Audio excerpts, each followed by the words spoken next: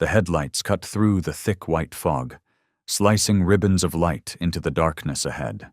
The night wind howled in soft waves, just enough to make the pine branches rustle, casting shifting shadows across the thin layer of snow below. Along the frozen dirt road leading into the forest, the convoy of police tactical vehicles slowly moved toward the target, an abandoned warehouse suspected of being used to store illegal substances. Sitting in the lead SUV, Sergeant Rachel Morgan tightened her grip slightly on the steering wheel, not because of the cold, but because of a vague, growing unease. This was supposed to be a low-risk operation, a quick inspection based on a tip from a local about a warehouse possibly hiding contraband. But something felt off. Right behind her, in the specially fitted rear compartment, sat Jet, a German Shepherd K9 who had been Rachel's partner for nearly 6 years. Every pursuit, every major or minor case in her career had included Jet's silent, steadfast presence. He never overreacted, barked needlessly, or growled at things that didn't matter. But tonight, Jet wasn't acting normal. From almost a kilometer away, before they even reached the warehouse, Jet had started to change. He wouldn't stay still like he usually did. He stood up, pawing lightly but repeatedly at the floor of the vehicle, as if trying to get out. His ears were upright, his nose constantly sniffing in one direction, toward the pine forest behind the line of warehouses. Rachel glanced at him in the rearview mirror. "Jet? What is it?" she asked quietly, her voice laced with suspicion. Jet didn't look at her.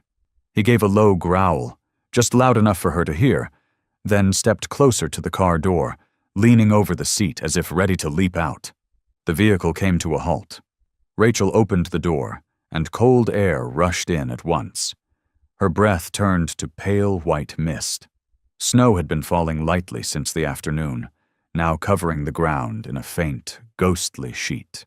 Ahead of them stood the warehouse, long, low, and completely dark, as if it had been forgotten years ago, yet still silently watching through its shattered windows.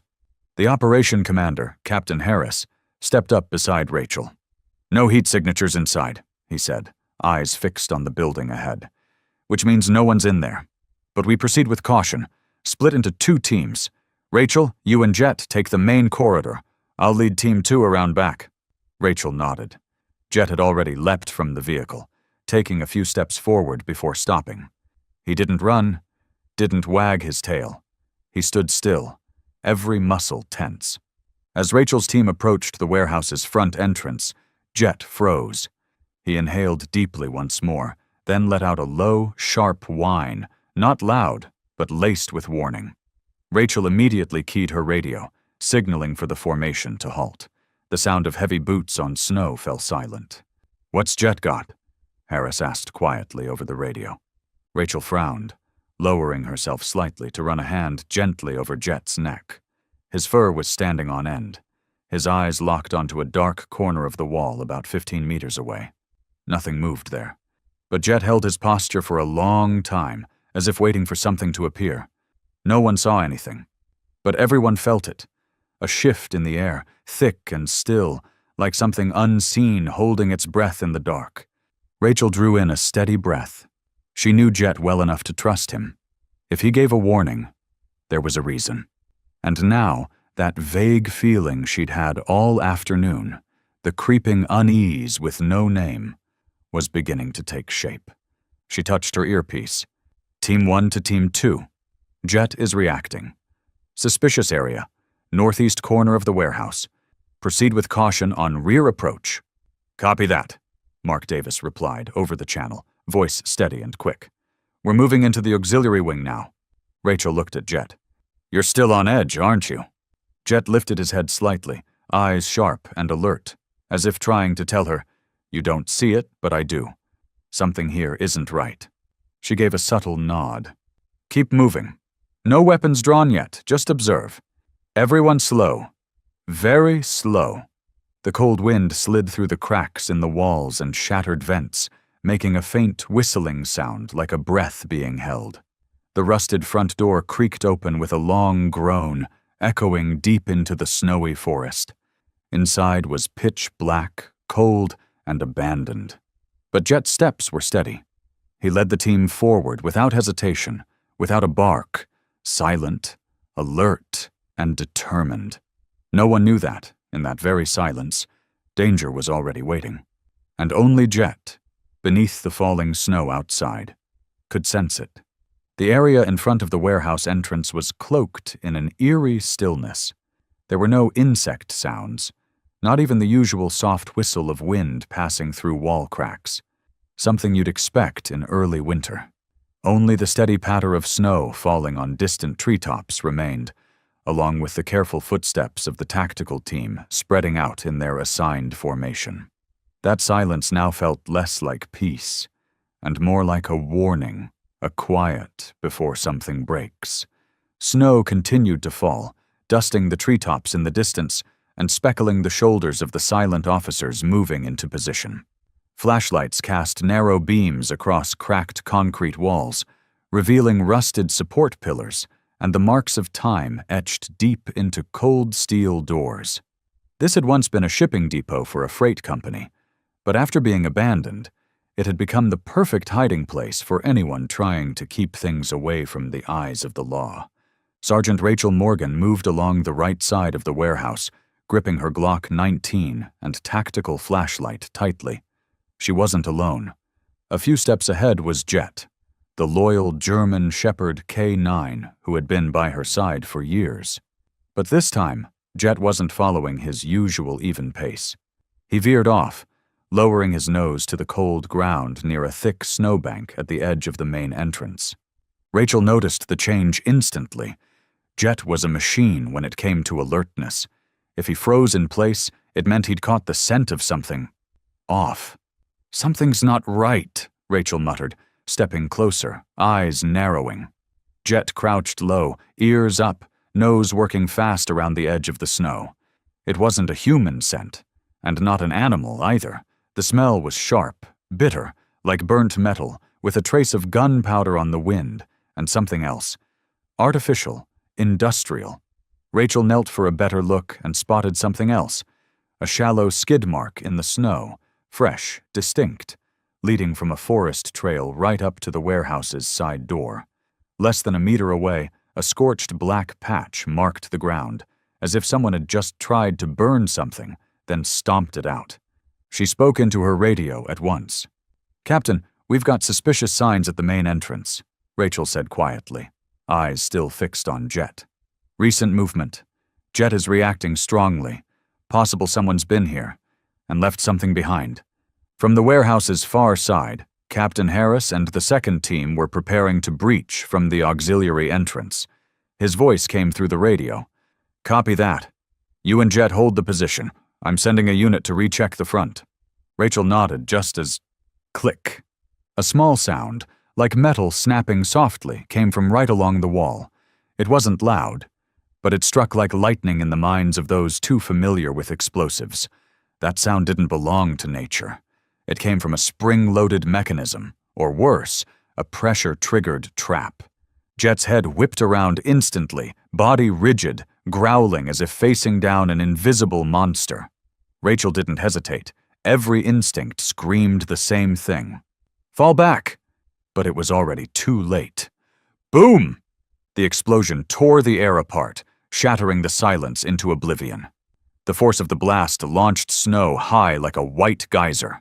Splinters, debris, and razor-sharp fragments of metal shot outward in every direction like a storm of knives. Rachel was thrown into the air. The sensation like an invisible hand had yanked her from the ground and pulled her straight out of reality for a heartbeat. Jet was blown aside, tumbling through the snow, letting out a howl, part pain, part terror. The entire front of the warehouse shook as if struck by an earthquake. Old walls caved in, large chunks collapsing to the ground. This wasn't just a random trap. The explosion had been planted with a purpose, to destroy the scene and erase whatever was inside. Inside the warehouse, the criminals already knew the site had been compromised. And like any professional drug trafficking network, they chose the only method to erase all traces: detonate the place before the police could collect any evidence. Unfortunately, the bomb was triggered just as Rachel's team approached, turning them into unwilling victims of a cold, calculated act of destruction. Rachel felt the air being sucked from her lungs, her head spinning. In a split second, the snow beneath her feet gave way, not from the explosion, but from a hidden hollow covered by freshly fallen snow. It opened like a gaping white mouth, swallowing her falling body whole. She slid downward, tumbling through a steep, ice-covered slope. Her body spun out of control, crashing into buried rocks and brittle branches. The blows knocked the wind out of her, her vision blurred, unable to tell sky from earth. Snow filled her mouth, her eyes, burning with a chill that stung like fire, but it wasn't enough to stop the fall. Everything began to blur. The sounds around her warped, distorted as if echoing from another world. Only her heartbeat remained, pounding fiercely in her ears, then slowing, one beat at a time, fading. Then darkness. Rachel saw nothing but blinding white. She felt herself being flung far away, like a dead leaf caught in a storm. No anchor, nothing to hold on to. Gravity seemed to pull her away from the world she knew. A slab of snow beneath her feet gave way again, like the earth opening its jaws. She plunged downward, sliding along a slick, icy slope, tumbling through dry branches and gravel hidden beneath the snow. Everything vanished, all sound distorted into a distant hum, save for the pounding of her heart and the surge of dizziness crashing through her skull. And in that last flicker of consciousness, before it all went dark, Rachel had just one thought. Jet, don't give up. The snow had begun to fall harder. All traces were being wiped away, but in that vast field of white, a dark shape was still moving, tumbling, crawling, running, pushing through fear and instinct alike, for one reason only: to not lose the one it saw as its entire world. Jet jolted awake amid the wreckage, his ears ringing so loudly that every sound around him became warped and chaotic. Pain shot through his back, one hind leg slipping out from under him as he struggled to stand. Snow was falling harder now, and the sharp scent of smoke mixed with gunpowder still hung thick in the air. Everything spun in his vision, but after a few quick shakes of his head, as the light returned to those deep brown eyes, Jet bolted toward the edge of the collapsed snowbank. He didn't take a single second to assess his injuries. His eyes flared with panic as he looked toward the snowy slope, where Rachel had disappeared in the instant after the explosion. No one needed to tell him, no hesitation, no concern for pain or the distant shouts of his human teammates. His instinct, that unshakable guide in every life or death moment, locked onto a single target: Rachel. He let out a short howl, as if calling the name of his partner, then charged straight toward the slope's edge, undeterred by the thickening snow that was beginning to erase every trace left behind. At that moment, the physical pain meant nothing. All that remained was the sacred instinct within him, to find the one he had sworn to protect until his last breath. Jet hurled himself down the slick slope, each step a battle against the treacherous terrain.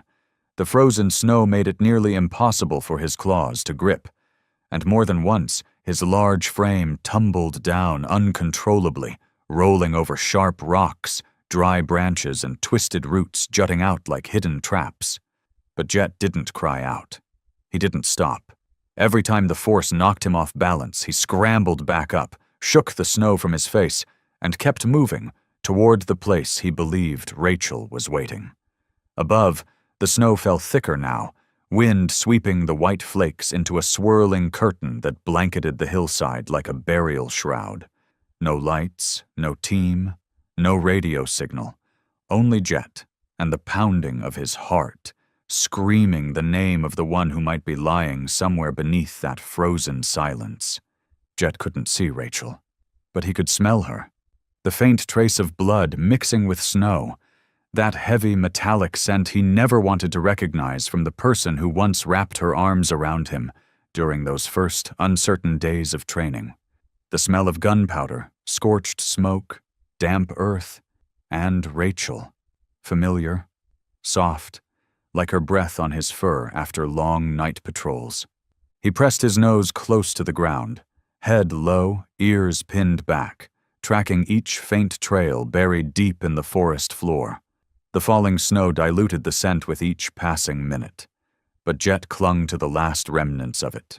At times, he lost the trail, circling frantically through snow-covered bushes, but if he stood still for just a few seconds, focused on the wind, the direction came back to him. Cold began to seep past his thick fur. His breath steamed in clouds before his muzzle. Each time he paused to catch it, snow clung to his whiskers and lashes, freezing into tiny crystals. But none of that mattered. To Jet, time no longer existed. Only one mission remained: to find Rachel before it was too late. Finally, after pushing past a mound of loose snow and brittle branches, Jet stopped dead in his tracks. Beneath a leaning pine, half buried in snow, lay a still figure. He didn't need his nose to confirm it anymore. Rachel's scent was thick here, and so was the scent of blood. Jet let out a soft whine and rushed forward, pressing his nose against her face. Rachel lay on her side, wrapped in her heavy coat, one shoulder torn open and soaked through with blood. A dark smear ran from her temple, where blood mixed with melting snow crystals settled onto her skin. Jet nudged her cheek gently, then gave her a quick lick, not to wake her, but to say, "I'm here, and I'm not leaving." Not far from the blast site, inside the partially destroyed warehouse, Captain Harris was staggering to his feet amid the rubble, his left arm pressed tightly to his chest from the blow that had knocked the breath out of him. The collapsed ceiling still smoked faintly, and snow drifted through the cracks, falling like white ash, making the scene feel colder and more haunting than ever. Beneath the dust, a few members of the tactical team were beginning to stir, blood seeping from torn sleeves, forehead swollen, lips pale from cold shock and impact. Davis lay beside a concrete pillar, trying to lift his hand to the radio, but it only crackled with static. The signal was completely gone. Another officer, Nora, had an injured leg and was being pulled out from a pile of debris, lips trembling in a daze, but still whispering Rachel's name, her eyes wide with worry. Harris moved beside Davis, brushed snow off the radio unit, and switched to a secondary channel. Still nothing but silence. The team had lost all contact. He gritted his teeth, adjusting his helmet strap, eyes scanning his scattered team, none of them in any condition to press deeper into the woods. One side of the warehouse had collapsed. The other side now opened into a deep snow pit where Rachel had been standing. No sign of Jet, no sign of her, only a cold, gaping void that felt like something precious had just been swallowed whole. The snow was falling harder now. Thick sheets no longer drifted gently but slapped against faces. The wind blew in from the north, bending treetops and howling like the forest itself was grieving. The edge of a snowstorm had arrived, and Harris knew exactly what that meant. Visibility would drop to just a few meters. Orientation would be lost in shifting terrain, and every trace, blood, footprints, anything, would vanish in under 15 minutes. He didn't want to retreat. In his entire career as an officer, Harris had never left his people behind. But he also knew this much. Pressing forward now with an injured team, no communication, and no support would mean losing more lives. He looked up into the dull gray sky, then back towards the edge of the snowbank where Rachel had last stood. Nothing. Not a movement. After a long, silent pause, he reached for the emergency toggle on his chest radio, the final signal capable of pinging headquarters, and spoke hoarsely into the mic. "This is Captain Harris. We've been hit by an IED ambush. Casualties confirmed. Sergeant Rachel Morgan is missing. K-9 jet went after her. The terrain is currently inaccessible. Requesting immediate support team with heat-sensing units and emergency medical response. Repeat, requesting urgent reinforcements." Switching the signal off, he turned to his team. His voice wasn't loud, but firm. "We're pulling out. Time to protect who we can. Get the injured to the vehicles. Rachel's a damn good soldier since she has Jet." No one replied, but every eye turned toward the blinding white forest, where the wind blew, snow fell, and silence swallowed every prayer before it could be spoken. Snow kept falling, heavier, denser by the minute. The wind whipped through towering pines, slamming against trunks like distant war drums, echoing from the edge of the world. The cold was no longer just a feeling. It had become a living force, creeping into every seam, every strand of fur, every breath. In that frozen silence, beneath a leaning tree on the forest slope, a German shepherd lay curled tightly against his handler, clinging to what little warmth remained between them. Jet shifted gently, inching closer to Rachel, his heavy body wrapping around her like a living blanket.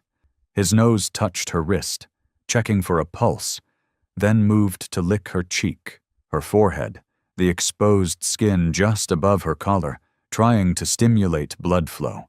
His ears, once upright, were beginning to droop from the cold, but his eyes never left her pale face. There was no barking, no howling, just a burning, silent resolve in Jet's chest. He would keep Rachel alive, no matter what it took. Her breathing was faint, but steady at first. Then, minute by minute, her body began to change.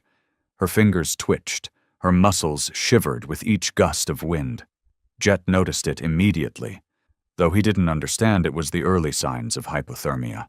He licked her face again, then slipped himself between the folds of her jacket, pressing his chest firmly against hers to increase skin contact. Turning his head, he used his muzzle to brush away the snow gathering on her hair and collar, clearing a small space so she could breathe easier. But it still wasn't enough. The cold wind kept growing stronger. Snow began to pile up on Jet's back, then over Rachel's body. If they stayed out here through the night, she wouldn't survive. Jet licked her lips quickly once more, then lifted his head, scanning the white forest ahead. His ears twitched slightly, trying to catch even the faintest sound from the wilderness. And then he heard it. A strange hiss to the left, deep within a cluster of thick trees. Not the wind, but the echo from a hollow space, like the mouth of a cave. Jet jumped up, circled Rachel once to mark the scent, then dashed off a few dozen meters, nose buried into the snow falling thick and fast. His instinct was right. Between two raised mounds, partly hidden by a fallen pine and some dry shrubs, there was a barely visible path. Jet followed it in, crawling deeper. The space opened up, the smell of damp earth rising in the dark, a natural cave, deep and wide enough for shelter. No scent of wild animals, no signs of any other presence, only rocks, mud, and just enough room for two lives holding on at the edge. Jet turned back. His paws slipped in the snow, but he didn't stop. He leapt past the tree where Rachel lay, gently tugged at her collar with his snout, then circled behind her to bite onto the backpack still hanging loosely from one shoulder. Her body was limp. Snow had already covered her up to the waist. Jet let out a low breath, then braced himself and pulled. The snow sank beneath his weight. His hind legs slipped, and he had to lunge forward to keep his balance. But inch by inch, he dragged Rachel through the snow, her motionless form trailing behind like a heavy, precious load Jet refused to leave behind. Step by step, across the frozen ground, Jet pulled, glancing back again and again to make sure Rachel was still there. As he neared the cave entrance, he paused to assess, then used all his strength to pull her inside, past the slight slope at the cave's mouth. The wind outside was instantly cut off. The air inside, though cold, was strangely still. No more howling, no more snow stinging the face. Only Jet's breathing and Rachel's body now shivering more visibly in his care.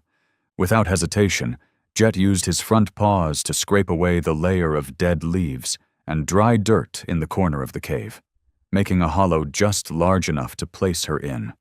Then he lay down, curling himself tightly around her like a protective embrace.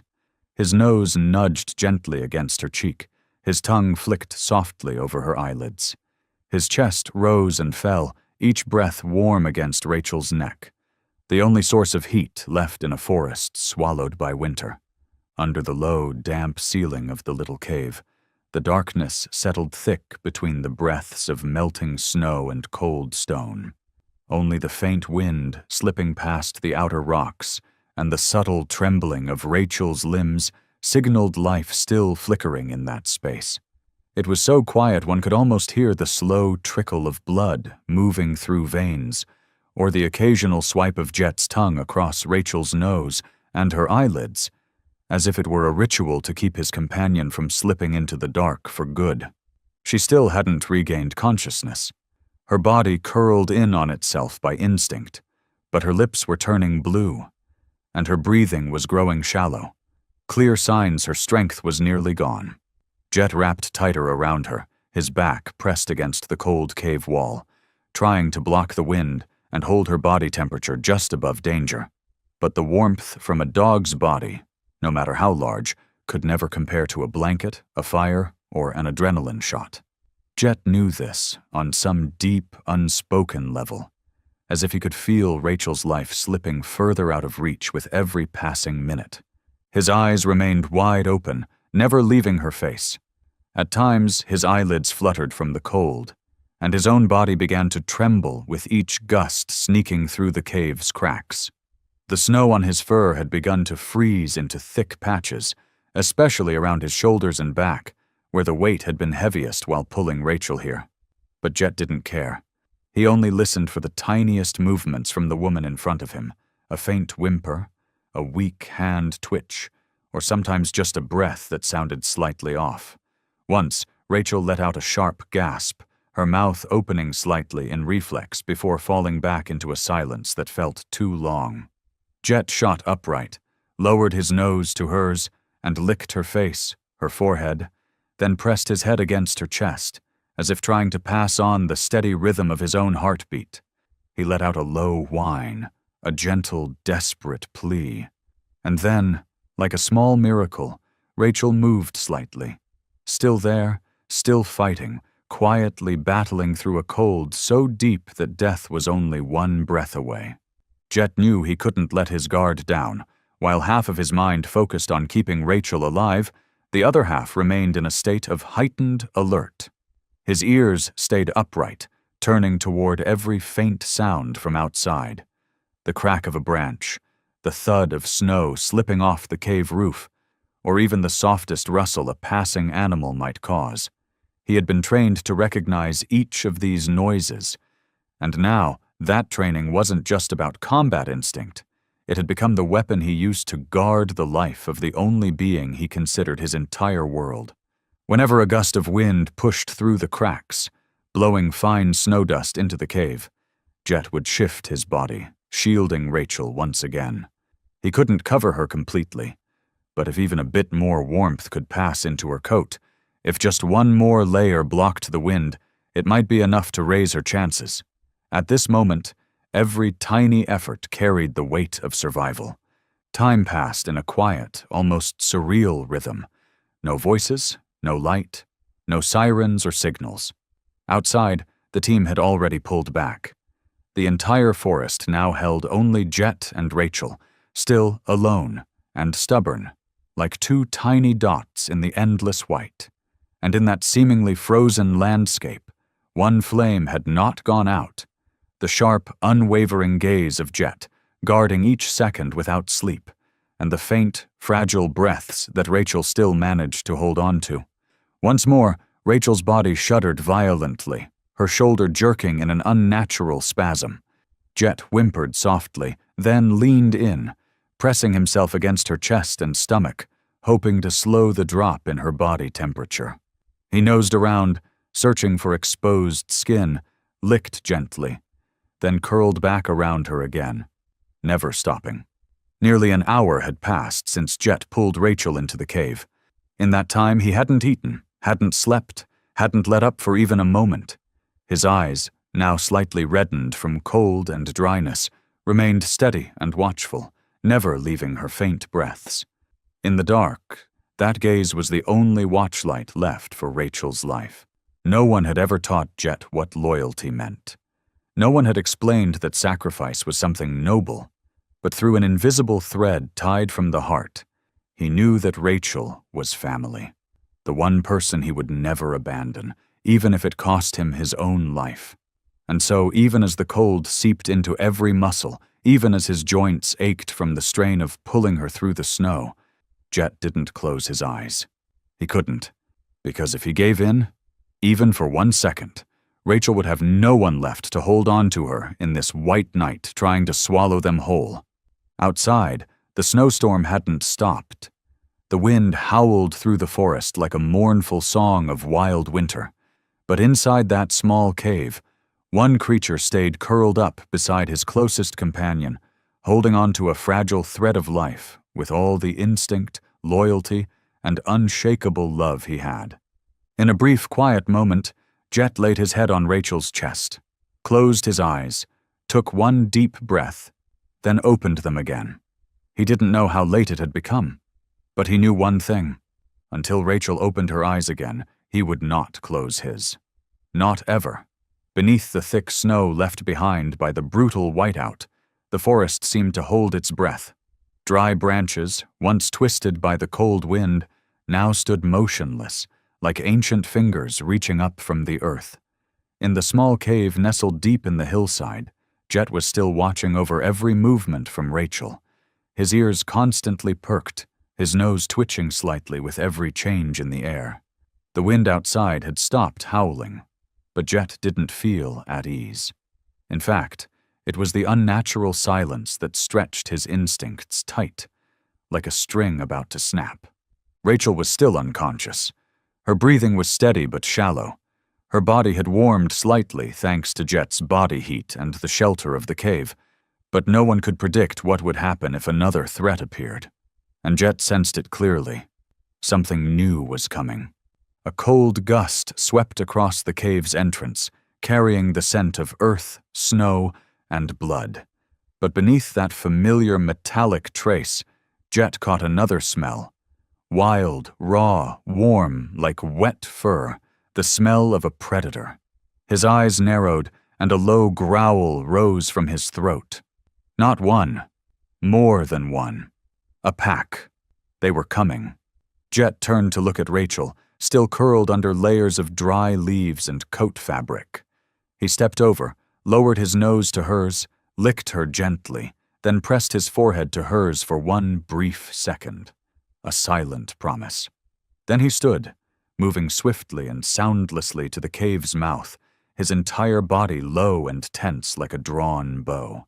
Jet's eyes were sharp as blades in the night, fixed on the snowy woods beyond, where the flakes were still falling slowly. And then they appeared. 3 figures emerged beyond the tree line, dark, quiet, their steps cautious but sure. Their yellow eyes glinted in the reflected snowlight. Wolves, 3 full-grown ones, spread into a wide arc, closing in slowly, following the blood trail left by Rachel during the earlier snowslide. Jet didn't wait for them to come closer. He knew if even one reached Rachel, her chances would be over. But he also couldn't fight them at the cave's entrance. If he lost ground, they would breach the shelter. He had to draw them away. He had to outthink them, not just outfight. A sharp bark rang out, loud, sudden, and piercing. Jet bolted from the cave in the opposite direction of the wolves' approach. He sprinted through snow piled up to his knees, veered down a slope, and stopped just far enough to bark again. The sound echoed like a slap across the wild predator's ears. Just as he expected, all 3 wolves turned. One howled, and then all 3 shifted course, chasing the sound as if they had just heard the promise of a blood-soaked meal. Jet led them further, every move calculated. He knew the terrain around the cave, an advantage the wolves didn't have. Near a cluster of brush on higher ground, Jet suddenly swerved, diving into the dry branches on the right, then looping back in a tight arc, vanishing into the hollow of a fallen tree. His body tensed, breath held. The wolves rushed in and lost his trail. One stopped, nose down in the snow, sniffing wildly. Another crept closer to Jet's hiding spot. As it turned its back, Jet leaped. The growl tore through the frozen silence. Jet slammed into the first wolf, clamped down on its neck, and drove it into the snow. The other two charged in, snarling. Jet spun, dodging the first snap, then kicked hard into the muzzle of the second, launching himself like a bullet. All four bodies collided in a flurry of teeth, claws, and roars. Jet's side was slashed. Hot blood ran down his thick fur, but he didn't slow. His next bite landed on the second wolf's nape. He twisted, slamming its head into the snow. The third wolf lunged and clamped onto Jet's leg, but in a flash, Jet rolled, dragging the attacker with him, then flipped back up in a dominant stance. The fight lasted only minutes, but every second was life or death. Finally, the three wolves staggered back, panting. One limped, one whimpered with a torn neck, and the last stood between them, eyes no longer sure. They looked at Jet, his body bloodied, his fur bristling like spears, steam rising from each breath. But his eyes never changed, no rage, no fear, just a steely calm and a silent warning. Don't take another step. The wolves understood. Slowly they turned, retreating into the shadows the same way they had come, leaving behind wounds and confusion only a true warrior could instill in the heart of a predator. Jet stayed still, didn't chase, didn't bark again. He simply watched until the last silhouette vanished behind the trees.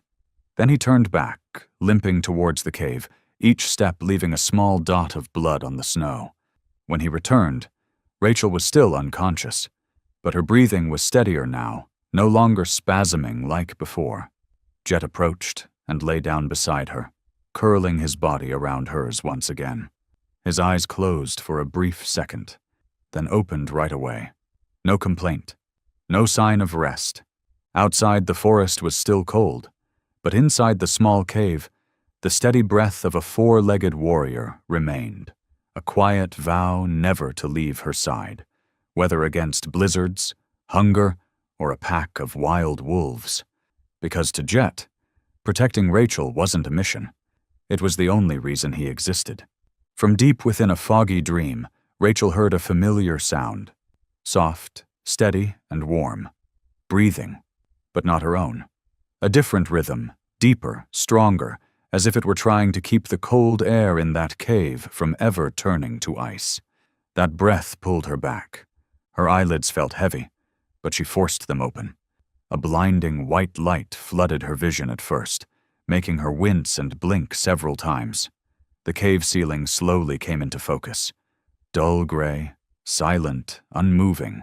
The stillness was so complete, Rachel almost believed she was still dreaming, until she felt a gentle warmth pressed to her cheek and a damp nose brushing lightly against her chin.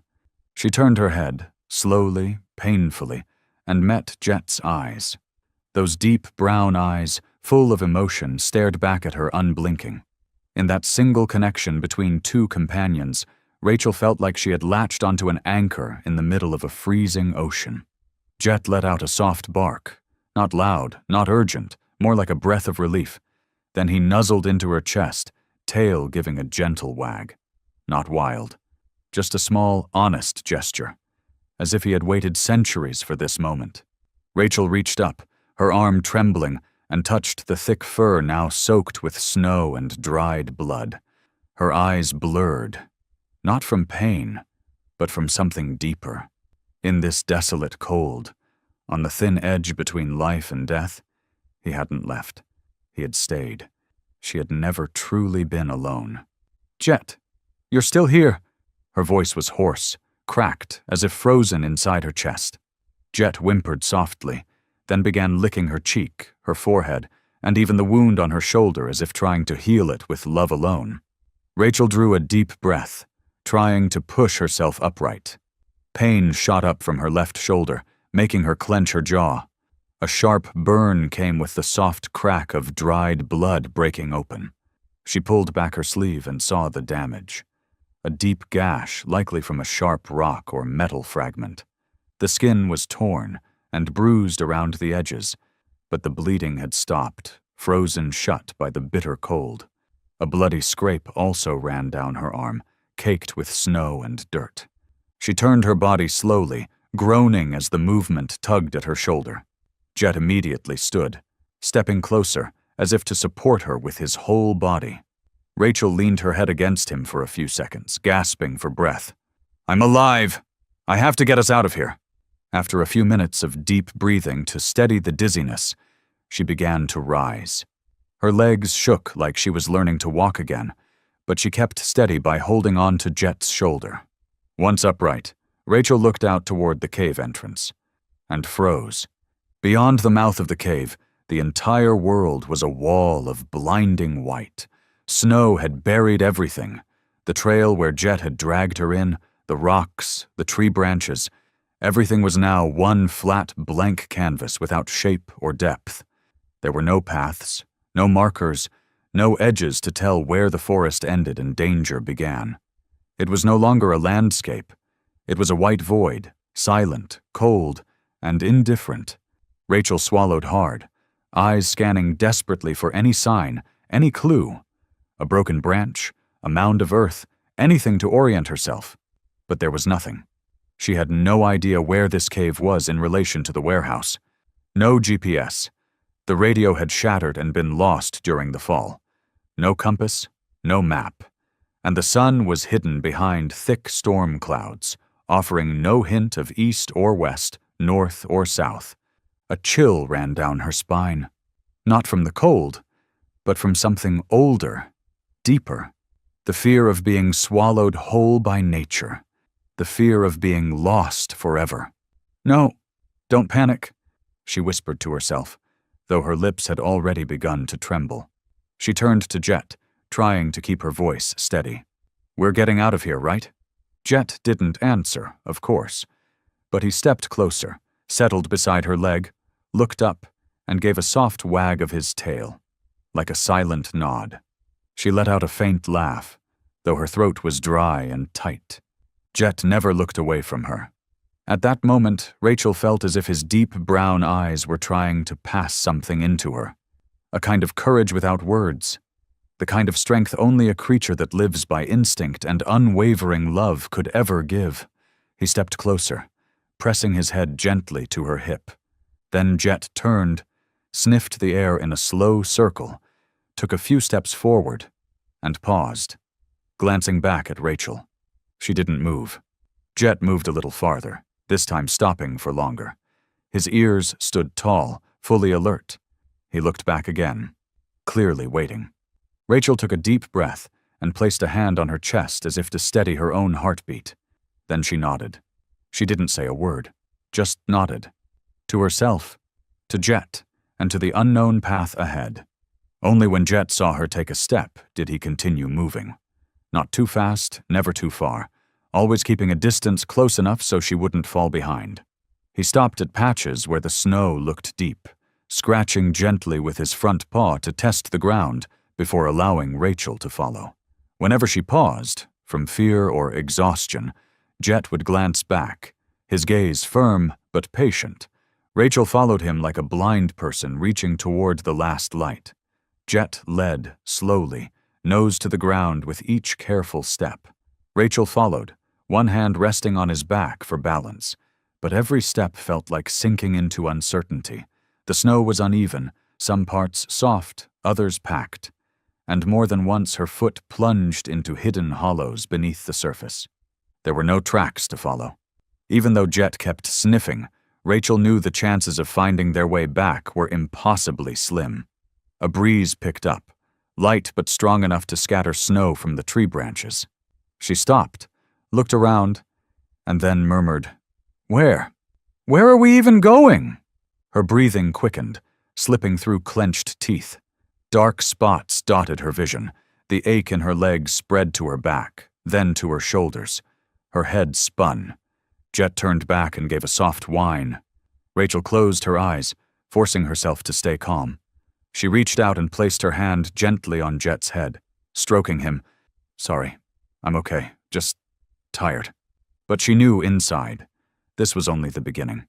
The storm had passed, But the real threat now was the total disorientation within this endless white world. No one knew where they were. No one was coming yet.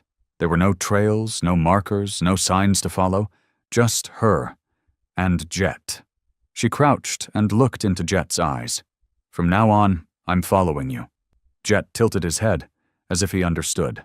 Then he turned and began walking, slowly, in some direction. Not because he knew for sure, but because he believed that as long as they kept moving, there was still hope. And Rachel followed, into the cold, white unknown, guided by the only thing that still kept her on her feet, her trust in the most loyal soul she had ever known, Jet. Rachel clutched her coat tighter, the fabric torn in several places, her breath coming in short bursts through the thick curtain of falling snow, pouring endlessly from layers of heavy gray clouds above. She had no idea how long she and Jet had been walking, or where they were now.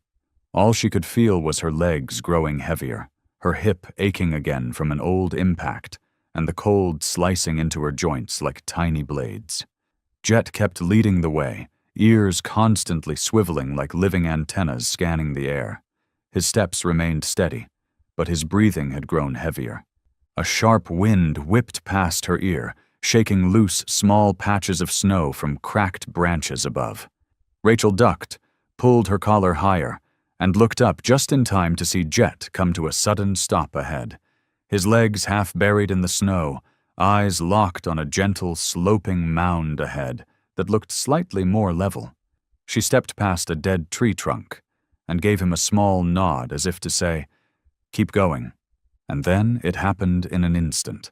A soft crack sounded beneath her left foot, followed by a sudden, sinking emptiness. Before she could react, the ground beneath her gave way. A thin layer of snow had masked a long, narrow crevice in the rock. She cried out briefly as she vanished into the collapsing snow, her left leg dragged down by the full weight of her body. "Ah!" Her scream cut through the air. She hadn't fallen far, barely over a meter, but the impact against the cold edge of the rock made her entire body seize up. Her left leg was trapped, thigh slamming hard against jagged stone, and a searing pain shot through her hip like a knife had just pierced a nerve. Jet turned instantly, no barking, no panic. He tucked his body low and launched toward the edge of the pit like a brown arrow. His paws scraped a long line through the snow as he stopped abruptly. Without hesitation, he slid down along the fractured snowbank, leaned over Rachel's shoulder, and let out a low growl, not of fear, but as if reminding himself to stay calm. His eyes locked onto hers, ears pinned tight to his head. "Jet!"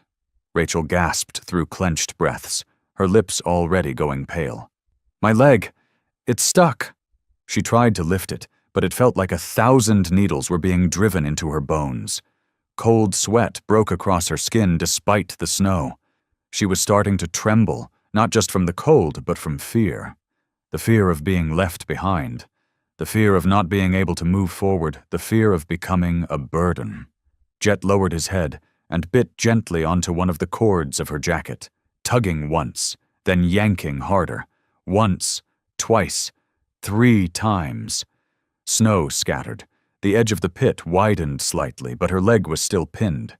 He stopped, nudged her thigh gently with his snout, and then began clawing at the snow covering her left leg. Clumps of snow fell aside, revealing jagged stone and slick, glassy ice beneath. Rachel held her breath, trying to move her ankle again, but the pain made her bite her lip until it bled. Every sense she had focused on one thing, the sharp, consuming pain that threatened to drown out her thoughts. Jet looked up at her, and suddenly, he didn't move. He simply rested his head on her chest, eyes deep and somber as if saying, "Don't give in, I'm here." Rachel began to cry. Not sobbing, not aloud, just hot tears spilled down her frozen cheeks. It felt like part of her was melting under the weight of that silent embrace. In that brief moment, the pain dulled. Jet's steady breathing pressed to her chest like a drumbeat, holding her grounded through the delirium of cold. A moment later, Jet lifted his head, licked her forehead, then bent down and pulled again, harder. This time, Rachel planted her hands into the snow, bracing herself, body tense, teeth clenched against the pain as Jet pulled her to one side. A faint pop sounded, and her leg came free. She collapsed into the snow, gasping like someone pulled from underwater. Jet was at her side immediately, pressing his body to hers for warmth. She pushed herself upright, panting, and threw her arms around his neck. "You did so good. Jet, you saved me." Jet responded only with a soft wag of his tail and a lick of her chin. Rachel exhaled shakily, cold sweat clinging to her temples even as the mountain air chilled every breath. She sat leaning on the churned snow Jet had clawed away, twisting her body to check her left leg. Her tactical pants had torn in a large section around her thigh, revealing bruised, blotchy skin and an angry red swelling around her knee. Just the slightest movement sent a hot spike of pain shooting from her hip down to her ankle, leaving her breathless. She bit her lip, reached down, and pressed gently around the injured area to assess it. The moment her fingers touched the knee, a jolt of pain shot through her like electricity, sharp, immediate, and overwhelming. She cried out and collapsed to one side. Her breathing turned ragged, her throat dry and burning, and a terrifying thought crept into her mind. She couldn't move her leg anymore. "No way," Rachel whispered. "Damn it, no." Jet remained right beside her, head tilted slightly, eyes seemingly reading everything she was trying to hide. When she reached down and brushed her lower thigh, trying to shift the leg forward, the knee joint refused to respond. It was locked in place. Every signal from her body seemed to stop there, leaving only numbness and deep, grinding pain. Rachel clenched her jaw and bowed her head with a wince. She wasn't weak, but she knew her body too well. And it was speaking loud and clear. This leg, for now, wouldn't carry her. Jet stepped closer, gently resting one front paw on her uninjured knee, his gaze steady, as if telling her that even if she collapsed, he wouldn't let her stay down. Rachel exhaled slowly, resting her forehead against Jet's shoulder, murmuring through exhausted breaths. "Looks like I really do have to lean on you now, Jet." The dog didn't bark, didn't shift, just stood there silently, unmoving, like a pillar of quiet strength in the invisible white forest. Each breath she took dragged icy air into her lungs, tearing at her chest in sharp, aching pulses. Her left leg was useless. Her hip throbbed and tingled with waves of stabbing pain. But worse than the physical damage was the fact that she knew she couldn't stop. Not here. Not in the frozen wilderness, with night closing in and her body weakening by the second. Jet stayed beside her, never straying more than a step away. When she slumped down onto the snow, he moved in close, resting his head gently on her shoulder, as if urging her. "You can't stop here." Feeling the warmth of him beside her, Rachel clenched her teeth, planted her hands into the snow, and twisted her body to move. She couldn't walk, but she could crawl. And so she did, using her arms and her good knee, inching forward bit by bit. The snow was thick and heavy, each push barely gaining her a few inches, but she didn't stop. Each motion sent sharp jolts of pain through her hip, sweat soaking into her torn clothes despite the cold. Jet walked beside her. Whenever she gasped or faltered, he licked her forehead. Whenever she seemed ready to give in, he nudged her shoulder gently, offering her whatever strength he had left. After more than half an hour, when Rachel's breaths had turned to broken, wheezing gasps, Jet suddenly stopped. He sniffed the air, lifted his head, ears up. Ahead, beneath a jutting rock on the slope of a low hill, was a dim patch of shadow. A natural cave, small, but enough to shelter two bodies from the wind. Rachel's vision was blurred, but she saw the change in Jet's eyes, the way they lit up with purpose, with hope. She nodded weakly. Jet circled behind her, gently pushed her forward with his shoulder, and with the last ounce of strength she had, Rachel dragged herself those final few meters and collapsed inside the cave. As soon as she hit the cold floor, Jet circled back outside, clawing snow toward the cave entrance, trying to block the wind as much as possible. The biting air behind her eased slightly, and Rachel felt as though she'd been pulled back from the brink once again. She curled herself against the stone wall, yanked off her wet gloves, and rubbed her frozen hands together.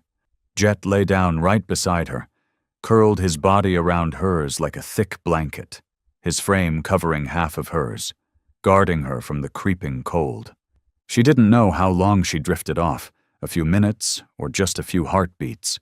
But when her eyes opened again, her throat burned with dryness, her tongue stuck to the roof of her mouth, and her heartbeat slowed from dehydration.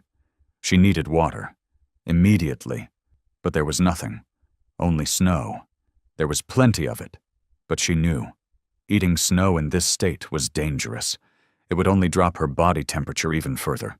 She needed real water, something that wouldn't freeze her from the inside out. Jet seemed to sense her thirst. He stood, sniffed around, and disappeared into the darkness outside the cave. Rachel tried to call after him, but her voice was nothing more than a dry rasp. She could only lie there, eyes half closed, body limp, hands gripping the torn jacket like it was the last thread of hope she had. 10 minutes later, Jet returned. Clutched in his mouth was a small bundle of roots and dry grass, things he'd once seen Rachel store in her backpack during a past hiking trip. The dog dropped everything in front of her, then gently nudged each piece closer to her hand with his nose. Rachel opened her eyes, trembling, and saw the pale brown roots, bitter, but at least something to chew on. She didn't hesitate. She brought them to her lips, gnawing slowly, letting the motion trigger her saliva glands again. Not much, but enough to keep her from collapsing. Jet lay beside her once more, his eyes trained on the cave's entrance like a steadfast guard. His breathing was heavier now, his ears drooped slightly, and exhaustion setting in. But he didn't sleep. As long as Rachel was breathing, Jet stayed awake. Time froze. Only the sound of shallow breaths and wind whispering through stone crevices remained. Rachel rested her head against Jet's neck and murmured, her voice hoarse, "You found these for me, didn't you?" Jet didn't answer, of course, but the soft lick across the back of her hand said everything. She looked at him, then at the roots, at her numb legs, at the damp, cold stone walls around her. Everything was broken, worn, and bleak, and yet somehow her heart didn't feel as empty as it had that morning. Beside her was a living soul, keeping her alive, not with miracles, but with unconditional love. "I promise," she whispered, like a vow. "I won't give up." Jet's tail gave a faint wag. His eyes never left the mouth of the cave. The darkness inside the cave slowly faded as the faint light of a winter morning slipped through the cracks, painting the snow-covered ground in a cold, ashen gray. Rachel's eyes opened slowly. The pain in her hip and left leg made even the smallest movement impossible. She lay on her side, breaths shallow, lips cracked and bleeding. Beside her, Jet hadn't moved. His head rested on her arm like a loyal soldier, his eyes open all night long, never once blinking into sleep. The cold had come in waves through the night, sinking into her skin like knives. Rachel hadn't slept, not from fear, but because her body had passed its limit. Her chest tightened in pulses, her empty stomach twisting silently with hunger. Every cell in her body cried out for energy, and the worst part was the helplessness. She knew that if she stayed lying here, she would die. Rachel slowly turned her head toward Jet.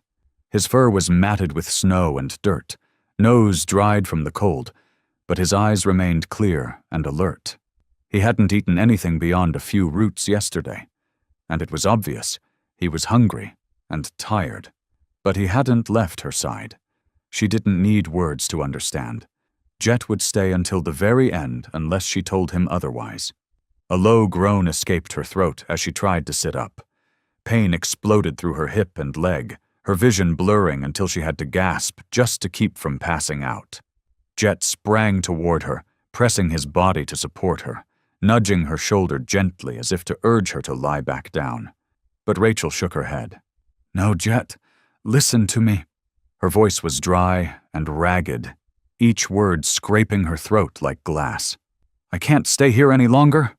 Jet didn't fully understand, but his ears drooped, his back curled slightly, as if protesting.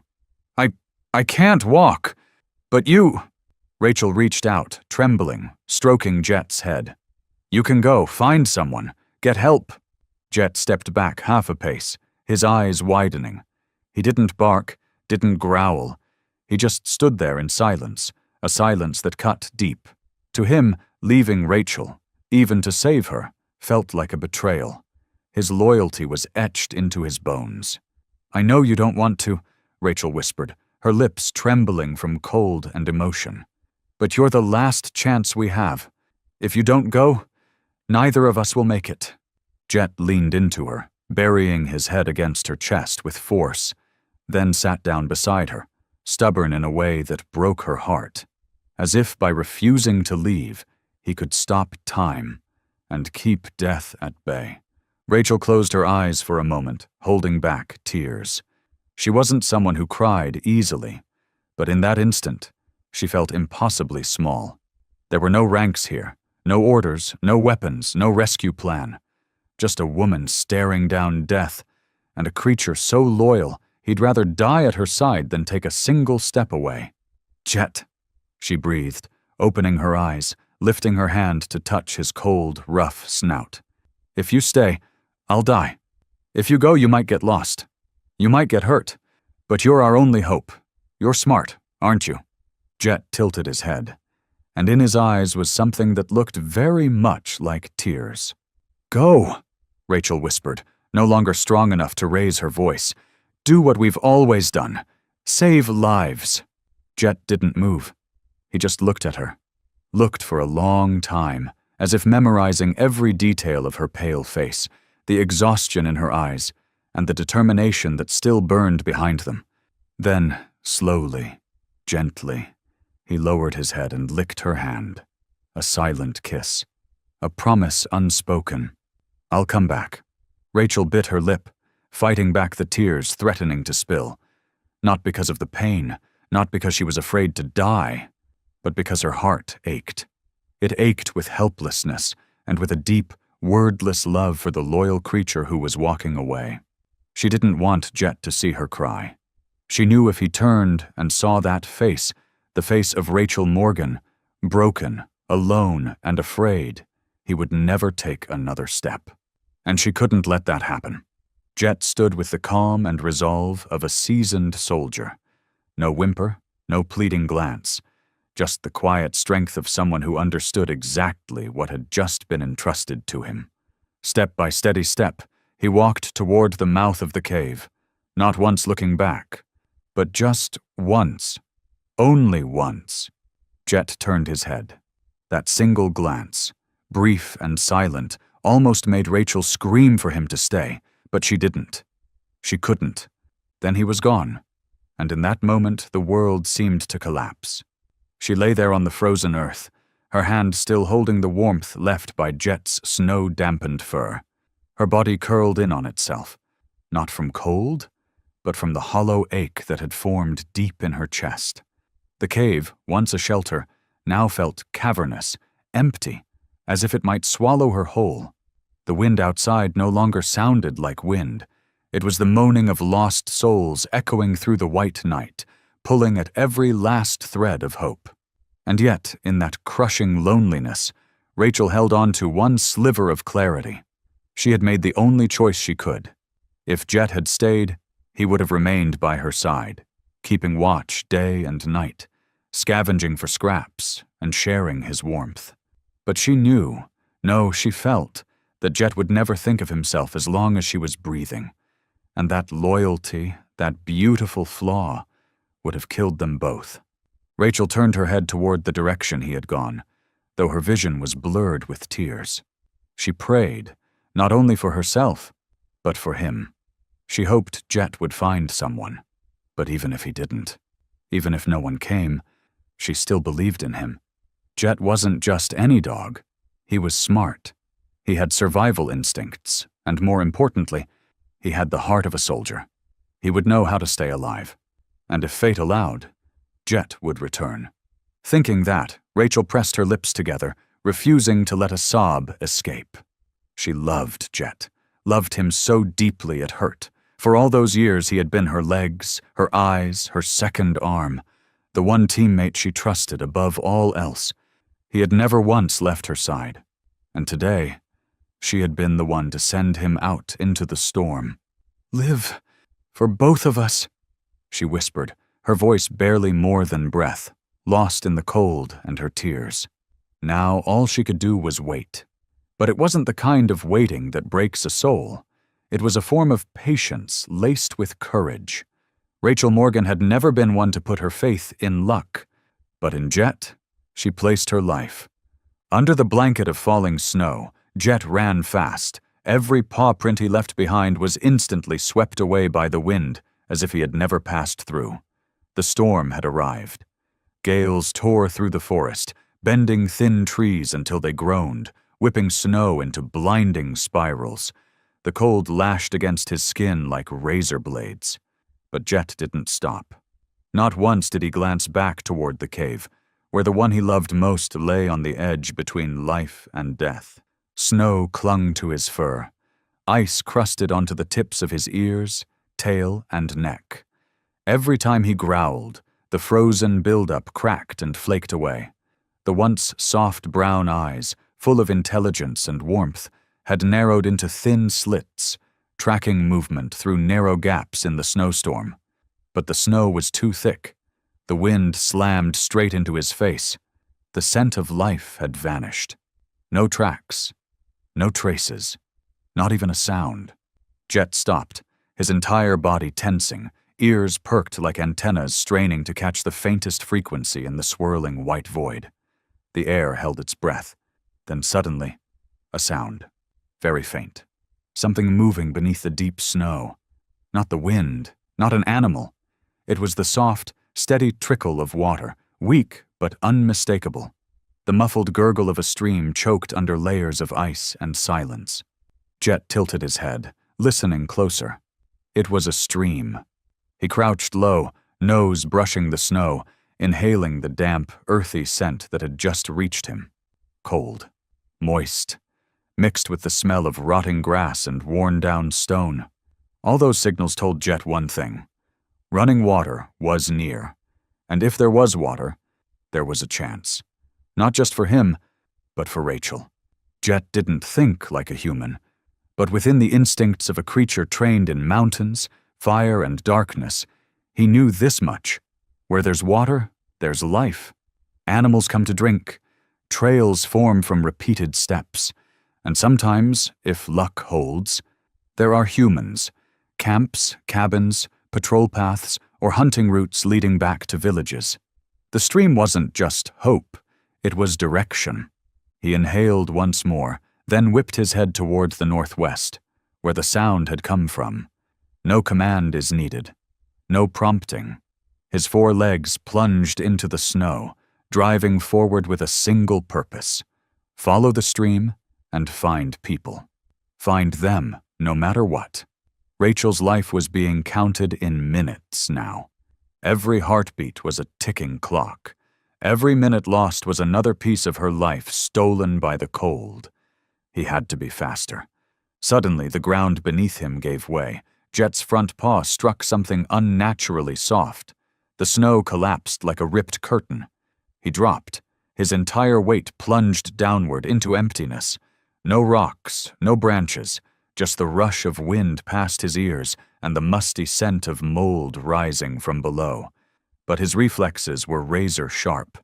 Mid-fall, Jet stretched out both front legs, claws reaching into nothing, hunting for grip.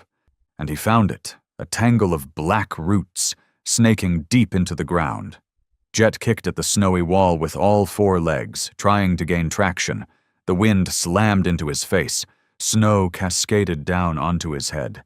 But the roots held. Jet let out a low growl, pushing from his hips, shoulders, and every muscle in his body, clawing desperately at the hole's side. One more slip, He fell again, halfway down. Ice clung to the fur around his neck, but his eyes never left the edge. He didn't bark. He didn't cry. He only climbed. And then, with one final fierce lunge, Jet vaulted upward, hooked his claws into the snow lip, and rolled over to solid ground. He lay there for a few seconds, panting hard, steam rising from his open mouth into the gray sky. But only for seconds. Then he stood. A shake sent snow flying from his back like a heavy cloak cast aside. He didn't stop. He couldn't stop. Rachel needed him. Jet didn't know time the way humans did, but he understood the urgency. He felt it in the pounding of his heart, in the cold slicing through his bones, in the image of Rachel lying there, unmoving, lips pale, whispering his name through a fevered fog. He remembered the smell of her blood. He remembered the terrifying fragility in her voice when she cried out in the cold. And Jet knew if he didn't bring someone back soon, she would never call his name again. So he ran. He followed the stream, ears tuned to every crackle of ice, every rustle of branches. He climbed hills, leaped over roots, and weaved through dense thickets. At times, snow slapped his face, forcing him to blink rapidly, but he didn't slow down. Behind him, the storm. Beneath him, ice. And inside his chest, a promise that had never been spoken aloud. I'll come back. I won't let her die. Time twisted in the blizzard, but Jet had only one direction. Forward. Wind hissed softly through the brittle treetops, driving razor-thin shards of ice across Mark Davis's face like slivers of frozen glass. He yanked his collar higher, eyes scanning the snow-drenched pines around him, one hand gripping the silent radio that had stayed dead since the moment Rachel vanished. The team had split into 3 directions to widen the search across the ridge forest, the area they believed she might have fallen into after the explosion. But the further he moved, the more the world blurred into a blank, white void. No footprints, no broken branches, nothing but an endless shroud of snow, stretching like a funeral sheet without end. Mark stopped, braced one hand on his knee, and exhaled a long, clouded breath. His heartbeat was slow but heavy, not from exhaustion, but from the creeping sense of dread that had been building in his chest. Rachel wasn't someone who went down easily. He'd seen her tear through trap-filled alleyways during the Detroit op, watched her throw herself into dead ends when the rest of the team hesitated. But she wasn't invincible, and this time she might be trapped in a whiteout nightmare the team could never quite reach. A sound, soft, but sharp enough to snap Mark's attention sideways. Footsteps. He turned his head and caught a blur of gray-brown streaking through the trees to his left, slicing through the underbrush like a living arrow. His hand rose instinctively, ready to shout a warning. But then he froze. That shape. Jet. Mark blinked, stunned. Rachel's K9 partner, the dog who'd never left her side in 4 years, was charging straight toward him, body crusted with snow, fur matted with ice, and dried, dark blood around his muzzle. But Jet didn't slow, didn't bark, didn't show the slightest sign of joy at seeing someone familiar. He was moving with purpose. And just meters away, Jet launched himself forward and clamped down on Mark's sleeve, tugging hard. "Jet? Jet, easy!" Mark staggered back on instinct but didn't reach for his weapon. He didn't need to. He knew that look. The eyes of a creature delivering something urgent, something critical. Jet didn't growl, just gave a sharp, low whine, almost a hiss, pressing him for understanding. "You want me to follow you?" Mark panted, locking eyes with that cold, dark stare. They couldn't speak, but something in Jet's eyes caught in his throat, something desperate and undeniable. Jet released his sleeve, stepped back 3 paces, then turned his head toward the forest, into the shadows where the last pale light of the sky had already vanished behind twisted branches. He gave a short, urgent sound, almost like a call, then bolted forward again, returning to Mark and this time nudging him hard in the thigh with his nose. Mark stood frozen. His instincts screamed this wasn't some frantic, aimless reaction. Jet wouldn't have shown up here if Rachel were okay, and he wasn't running to the rest of the team. He wasn't barking wildly or darting in circles like a dog in distress. He had come to lead. "Rachel," Mark whispered, like breathing her name alone might ground him. His heart kicked hard in his chest. A bolt of adrenaline crawled up his spine. He didn't wait for Jet to nudge him again. He grabbed his radio, keyed the emergency frequency, and sent out a clipped message. "I've found Jet. Following him now. A possible sign of Rachel." He had no idea if the signal would punch through the thick snowpack, but he didn't have time to wait for confirmation. Jet was already moving, and Mark ran after him. Something stirred inside Mark. Not just hope, but a feeling of being summoned. He didn't know why he trusted Jet so much. A dog who couldn't speak, who carried no map, no GPS. But the way Jet moved, the look in his eyes, it couldn't be random. He wasn't just running. He was guiding. He had survived the explosion, weathered a storm, and somehow found the one person who could help. Mark narrowed his eyes, following Jet's dark silhouette, the damp fur shifting gently beneath the muted glow of a sunset drowned in clouds. For a brief moment, he no longer saw a dog, but a soldier, a pathfinder, a living emblem of loyalty that would not break. Less than 5 minutes after Mark sent the distress signal, static crackled to life on the radio, shattering the hush of the snowy woods. "Signal received. Search team regrouping at Point B." A clipped voice cut through the weak channel, fragmented, but enough to spark a flame in the cold hearts of those who'd been holding the line for 2 frozen days. Mark tightened the straps on his backpack, eyes never leaving Jet, who was now moving with more caution, no longer sprinting, but walking with deliberate precision, like he understood that leading a full team required more than brute speed. Each step Jet took pressed firmly into the snow, anchoring him as though staking a claim on the white void. Every time the wind howled through the trees, Jet would pause, nose to the air, recalibrating before pressing on, and the team followed his rhythm. When the rest of the search unit, nearly 10 officers, finally emerged from the fog, no one spoke. No shouts, no questions. They all understood that something sacred was guiding them. Not a beacon, not a map, not data on a screen, but a living soul, steadfast and brave, running ahead for the friend he'd never once abandoned. The wind still howled, the snow still fell, but something had shifted in that forest. A quiet faith had been planted beneath every bootprint pressed into the snow. The path ahead was still unknown, but this time no one walked it alone, and they believed deeply that if Jet was still leading, Rachel was still alive. The snow kept falling, thinner now, but the cold had already sunk deep into the bone. While the team began to move, Rachel Morgan lay motionless inside a narrow cave, hidden in the heart of the forest. Her lips were bruised purple, pressed together by instinct. Her hand trembled faintly where it curled around her chest, as if trying to hold herself together. Her breath came in weak, shallow pulses, so faint they barely shifted the thin layer of snow dusting her jacket. Every breath was a battle. And then, she stopped feeling the cold altogether. Her consciousness began to drift, slow, weightless, like snowflakes sinking into a bottomless void. In the freezing haze, she was no longer lying in a cave. She was walking beneath the bright sunlight of an early autumn morning, outside the police academy on her very first day. Her uniform was still stiff and new, not yet shaped to her like armor. Behind her, a few rookie recruits chuckled under their breath, not bothering to hide it. "How long do you think she'll last? Couple weeks, tops, fresh meat, and a woman?" Rachel didn't turn, didn't react. But inside, something clenched. The words weren't new. Her mother had heard them. So had her aunt. But she wasn't going to let them be right.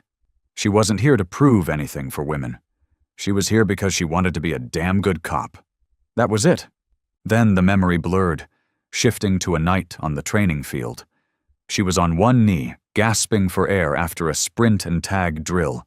Sweat soaked the back of her shirt. A training officer barked from across the field. "Rookie Morgan, that slow? You think you're saving anybody out there?" She gritted her teeth, nodded once, and forced herself up again. No one helped her. No one cheered her on. But she didn't stop. And then, through the layered flashes of memory, came Jet. At first it was just the sound of a distant bark. Then those deep brown eyes caught the hallway light. Jet, on his first day with her team, still young, his fur smooth as velvet, ears perked like two little proud flags. People said Jet was smart but overly sensitive, not the easiest to command. But when Rachel knelt beside him, didn't order, didn't pressure, and simply stroked his back, whispering, "You tired? Let's learn together, okay?" Jet lowered his head for the first time, nudging gently into her palm. From that moment on, they were a team. She remembered her first time in the field, facing a kidnapper hiding inside a dark warehouse. The male officers around her had watched closely, as if waiting to catch the first mistake to write into her file. But Jet never doubted her. He sniffed, he led, and gave her the opening she needed to take the suspect down. In her haze, Rachel saw herself standing again on that old training ground. The wind swept through her tangled hair, carrying the echoes of voices past, the doubts, the condescension that had clung to her for years. But this time, she wasn't alone. Jet stood beside her, steady, calm. His eyes followed her, needing no words, and yet somehow still pushing her forward. She dreamed of a tense standoff, her hands trembling around a drawn weapon, not from fear, but because the suspect was a child, forced to hold a gun. Jet didn't charge. He stood his ground, still and silent, issuing only a deep, warning bark. And it was that calm presence that brought the situation to a peaceful end. Rachel understood then. Sometimes wisdom wasn't in the command. It was in the trust between partners. Through the blur of her dream, Rachel felt something warm, like an embrace. She heard Jet barking nearby, then the sound of footsteps running, a voice calling from afar. But she couldn't open her eyes. Something held her at the edge of waking. A thread named Jet, refusing to let her fall, refusing to let her go. Though in reality, her body lay motionless, cheek pressed against cold earth. In her mind, she was still walking, slowly but with purpose, beside that dog. Every step was pushed forward by old memories. The rainy patrols, the scorching summer drills, the cases they cracked when no one believed she had what it took. Jet never spoke, but Jet always acted, always showed up, always stepped ahead, just far enough to remind her she was never alone. And now, in this fevered dream beneath the frozen trees, that image was the only thing keeping her alive. Elsewhere in the snow-laden forest, the cold still cut like blades through layers of rescue gear. Jet, the brave German shepherd, moved ahead of the team like a silent arrow. His nose skimmed the ground, ears standing tall, constantly twitching with every shift in the wind. His deep brown eyes swept forward now and then, confirming direction before continuing his lead. Mark Davis never took his eyes off Jet, his mind weighed down by thoughts he couldn't put into words. He was the first to spot the dog, exhausted, back coated in snow, limping slightly, but with eyes blazing like fire. At that moment, Mark didn't need an explanation. He knew why Jet had come. And now, watching the dog move steadily through frozen trees, he was certain of it. What was guiding them wasn't just instinct. It was love. Jet didn't race. He seemed to know the others were trailing behind, yet not once did he turn to check. As if something invisible pulled him forward, step by step, unwavering, exact, and sure. His paw prints pressed deep into the snow, leaving a trail so precise that Mark felt someone could sketch it and trace the pounding heartbeat inside the dog who laid them. At one point, the team paused to catch their breath after climbing a slope thick with snow. One member collapsed at the base of a tree, clutching his chest, breath ragged. The others silently adjusted straps and checked gear. Jet wandered to a nearby snowbank and began pawing at it, a habit he'd developed over days of surviving alone, hoping to find a root or a patch of moss to chew. His movements were focused, but slower now. His back was hunched, his frame visibly heavier. Seeing this, one team member quickly pulled a strip of jerky from his pouch and called out softly, "Jet, come here." Jet lifted his head. Recognizing the familiar scent, he patted over. When the hand stretched out, Jet hesitated just a beat, then bowed his head and took it. He didn't gobble it down, but the moment that first bite hit his tongue, his ears twitched, and within seconds the jerky was gone. No one said anything. Another team member unscrewed a water bottle, poured it into the cap, and offered it. Jet drank in heavy gulps, shivering slightly as he swallowed. They all watched him, and no one needed to speak. They understood. This dog had survived the cold, the hunger, the danger, just to lead them here. And more than that, he'd done it with one thought driving him forward: the life of the one person who meant the world to him. Mark watched him, eyes shifting from disbelief to something quieter, deeper. He had heard stories, K9S who died in the line of duty, tales of loyalty that tugged at the heart. But witnessing it firsthand, this small, battered creature forcing his way through thick snow, body shivering from cold and exhaustion, was entirely different. Jet hadn't been trained to lead a search team through a blizzard, but he was doing it, not because someone told him to, because of love. At times, he stumbled, his hind leg slipping on the icy layer hidden beneath the snow. Mark instinctively moved forward to help, but Jet pushed himself upright, shook the snow off his fur, and kept moving. One of the team members whispered under his breath, almost in awe, "God, he's not going to stop." No one replied. Heads bowed. They followed in silence as if something in Jet's unwavering courage had stirred something in them too. In their misted eyes was more than concern for Rachel. There was quiet reverence for the unspoken strength of a creature who only answered with a look and the low rumble of a growl when the snow got too deep. Later, the team rounded a mossy, patchy slope, where snow had begun to melt unevenly. Jet suddenly stopped. His body stiffened, nose lifted towards the air. He inhaled deeply, then veered right, pushing through a dense cluster of underbrush without waiting for the team. Mark picked up his pace. "Jet, slow down!" No response, only the crunch of urgent footsteps ahead. Another voice behind him murmured, "He's found something. You can feel it. The closer we get, the more desperate he becomes." Mark nodded, hand tightening around the strap of his sidearm, heart pounding. He didn't say it aloud, but deep down, he believed it with every beat. If anyone could find Rachel, it would be Jet. Snow began falling again, smaller flakes but steady. They settled on Jet's back, blanketing his neck and shoulders in white. But he didn't shake them off. He ran through the snowfall like someone running through memory, through the warmth of a hand that once stroked him during brutal training days, the sound of a gentle voice saying, "Good boy, Jet," after every mission, the familiar scent of Rachel's jacket, and the long nights they spent watching over each other. Now all of that was what kept him going, the only thing keeping his legs moving through the ever-deepening snow. Even if this was his final run, Jet would see it through, and Mark knew it. He turned back to the team, voice hoarse with wind and emotion. "He can't speak, but every step he takes is screaming, 'Save her! Hurry!'"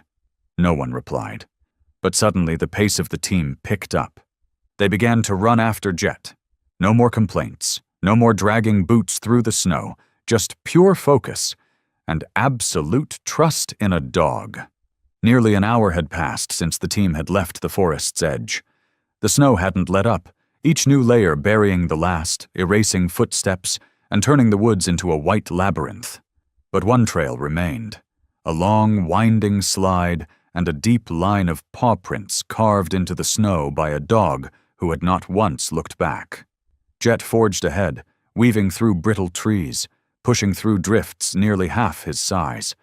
The team followed behind, tired, frozen, but no one spoke. Everyone felt it. Jet's movements had changed. They weren't just steady now. They were urgent, burning, as if time itself was slipping through his paws with every heartbeat. His ears stood straight, nose sweeping every gust of wind, every flake of snow, searching for that final trace of the one who had been gone for 3 days. And then, like an arrow released from a bow drawn to its limit, Jet stopped cold.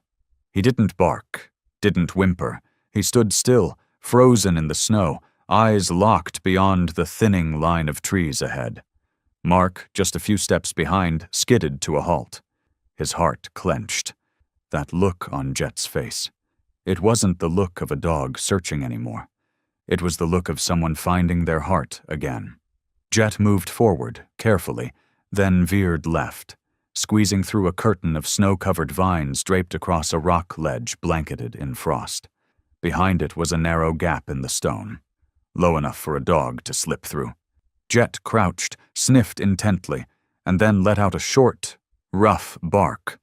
And then he howled, a long, raw sound that cut through the trees, piercing the silence like a blade. It wasn't a wild call, it was a plea, a cry torn from the chest of a soul that had endured too much silence for too long. "Over here!" Mark shouted, springing to his feet as if propelled by instinct. "Jet's reacting!" The entire team rushed toward the sound. No one needed a command. No one asked for confirmation. The moment they saw Jet digging frantically with all 4 limbs at a patch of snow, as though 1 second's delay might cost something sacred, they knew. This was it. Mark dropped to his knees, joining the others in clearing the entrance of the cave. Flashlights cut through the thick veil of frost, casting beams of pale light onto a hunched figure inside. Rachel, curled up against a stone wall, her face as pale as the snow beneath her, her eyes half closed, lips tinged blue. Her coat was torn, mottled with dry blood and frozen slush, and she looked so fragile that the faintest breeze could have shattered her into the forest silence. Jet didn't wait. He dove into the cave before the medics could, pressing his head against her cheek, whimpering from deep in his throat, an aching, broken sound that said without words, "Wake up. I'm here." A medic knelt beside Rachel, fingers instantly searching for a pulse. "She's alive. Weak, but she's got a pulse." From a field pack came an emergency thermal blanket, glucose kits, and a portable heater. Cold fingers peeled back her collar, searching for a vein along an arm that had turned a dusky shade of purple. The medic's heart pounded as blood barely trickled under the surface. But it moved. That alone mattered. "She's in stage 3 hypothermia. 15 minutes later and her heart would have stopped," the medic said in a rushed, quivering voice.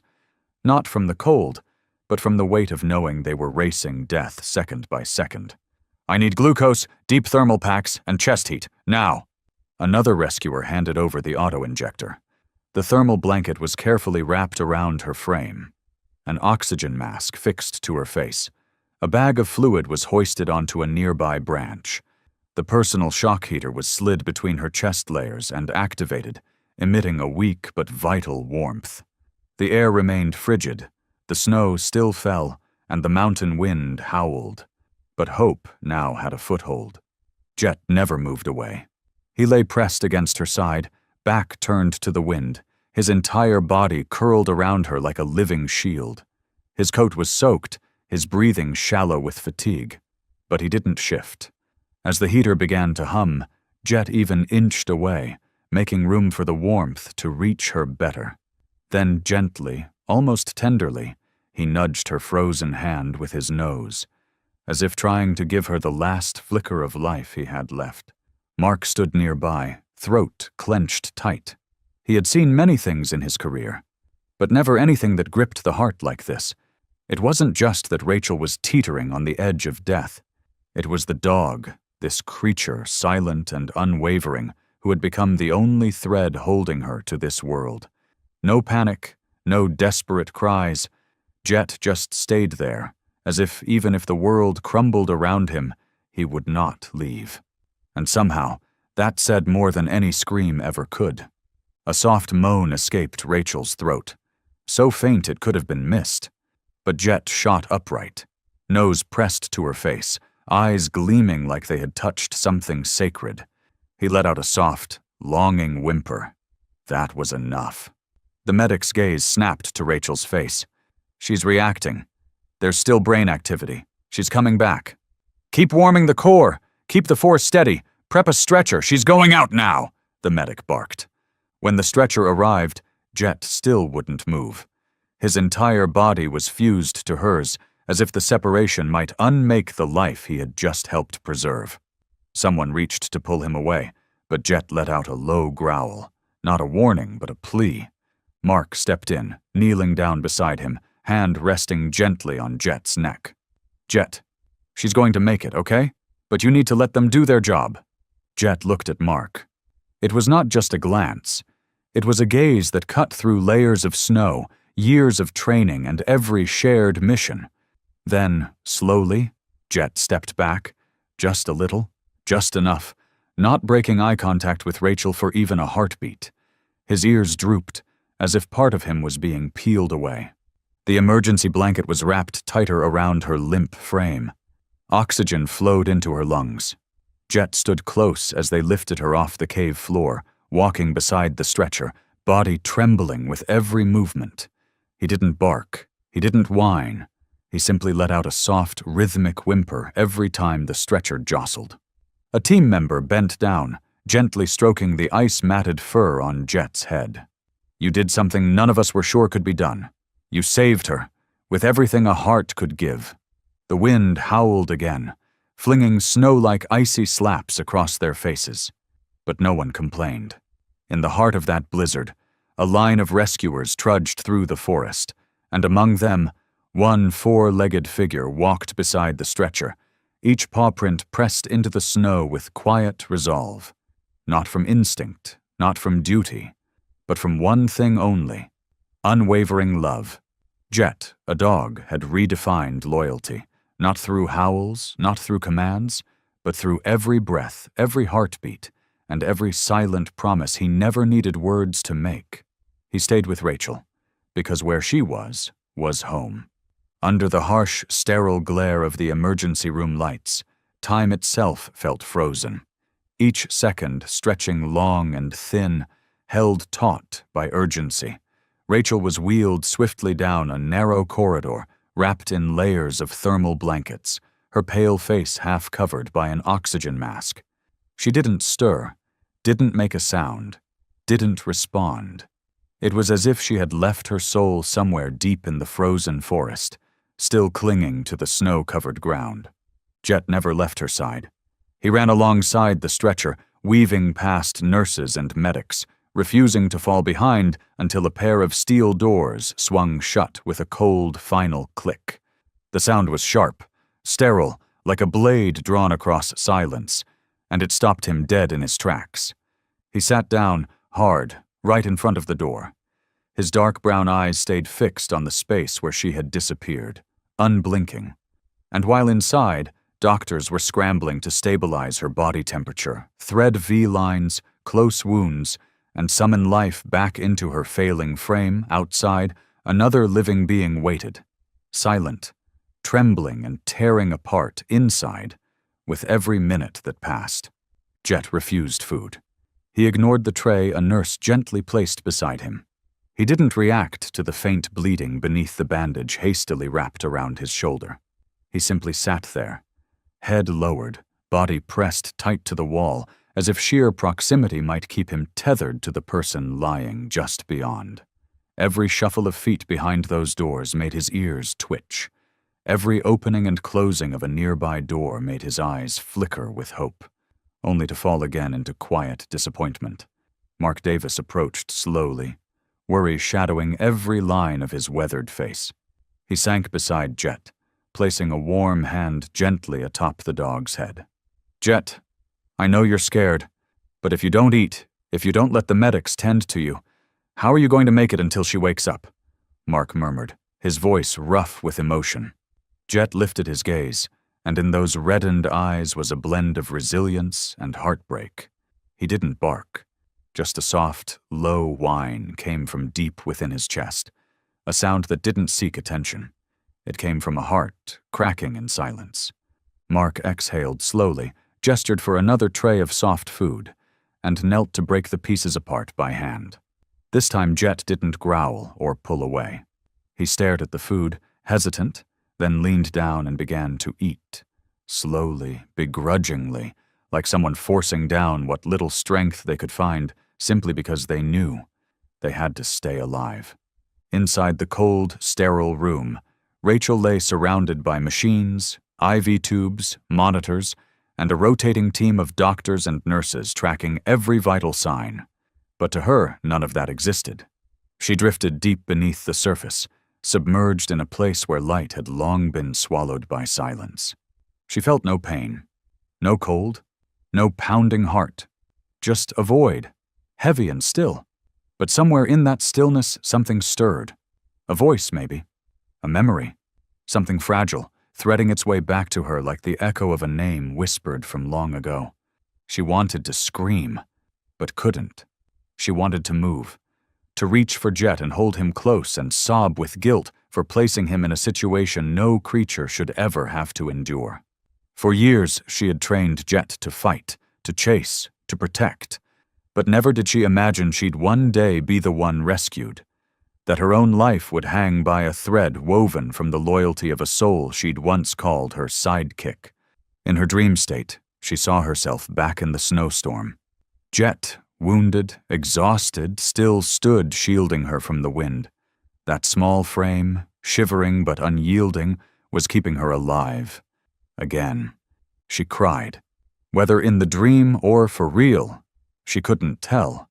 Outside, Jet suddenly lifted his head.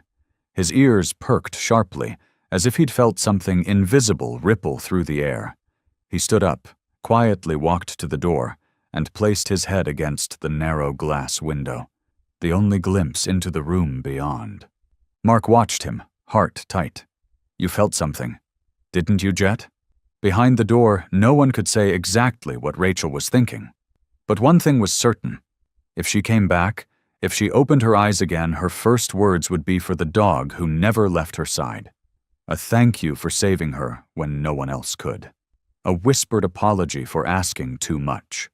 And a promise that if she had anything left to give, she would never again let Jet carry the weight alone.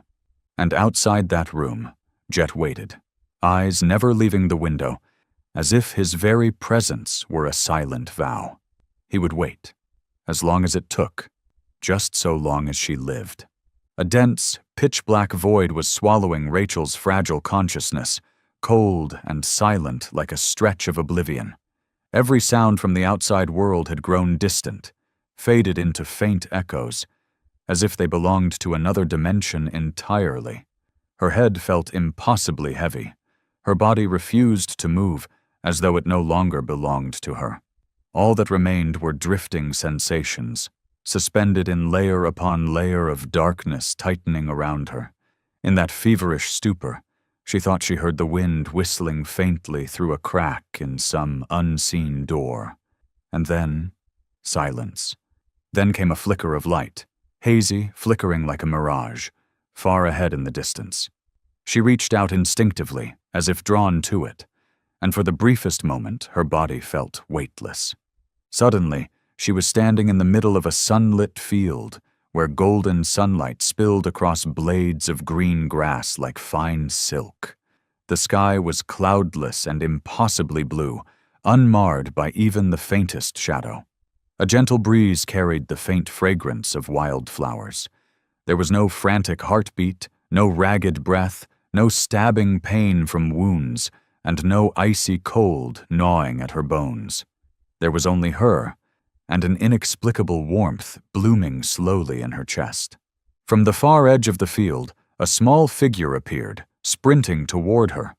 Familiar, beloved, heartbreakingly dear. Jet. He bounded through the sea of flowers, tail wagging furiously, ears folded back in sheer joy. Rachel broke into tears the instant she saw him. Crystal-clear tears spilled freely as she dropped to her knees, arms wide open.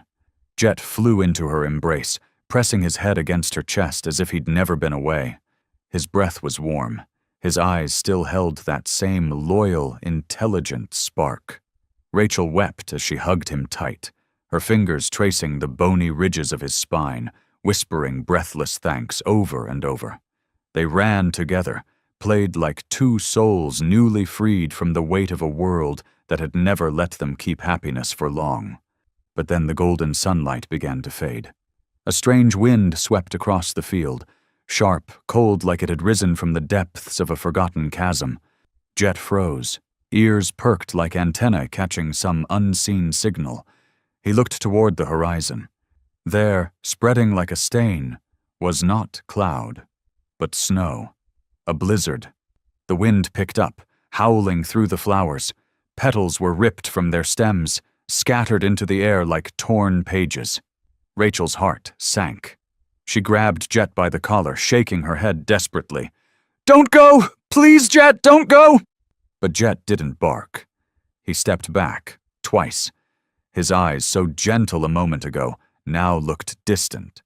Then, as if summoned by some force she couldn't see, Jet turned and ran straight into the storm. "Jet!" Rachel screamed, her entire body trembling. "Jet, come back! Please!" She surged to her feet, bare feet hitting grass that had turned to frost.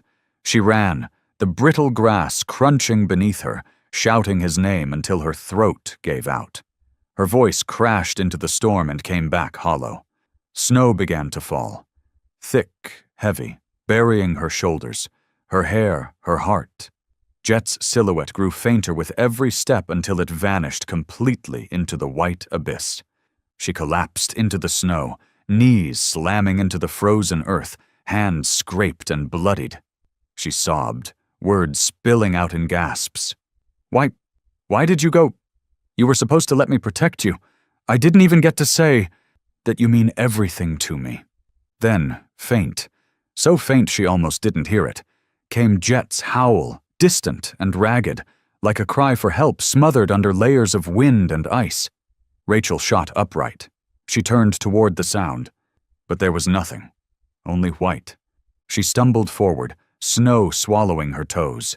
3 steps in, her knees buckled. She couldn't reach him. She couldn't do anything. Jet was in danger, and she was powerless. She tried to scream, but no sound came out. Just a choking sob. She curled in on herself, sinking to the frozen ground, not from fear, but from soul-crushing regret. If Jet died, it would be her fault.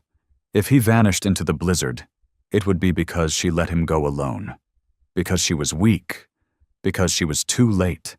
Because she failed to keep her promise. And then, amid the overwhelming pain, something sparked, like the last flame before it dies. She couldn't die here, not in this dream. She had to find someone. She had to save Jet. Someone had to hear her cry for help. She couldn't be the one rescued. She had to be the one doing the saving. A burst of light blinked at the edge of her vision. It looked like a siren, headlights cutting through snow. She turned and ran toward it, shouting, "Is anyone there? Please! There's a dog! He needs help!" She slipped, and suddenly, like something yanked her backward, Rachel was flung out of that dream. Her eyes snapped open. The white ceiling of a hospital greeted her. The first sound she heard was the rhythmic beep of a heart monitor. Harsh light seared into her eyes, making her squint. Her first breath hitched, like a wave crashing through her chest. She didn't yet know where she was, or what had happened. But she remembered Jet, running into the storm, and she understood. It wasn't just a dream. It was a reminder. She turned her head, her throat dry and raw, and whispered the only word she could manage. "Jet." A white coat approached. It was a doctor. He glanced at the monitor, then leaned in to check her pulse, gently placing his fingers on her wrist. His voice was soft but clear.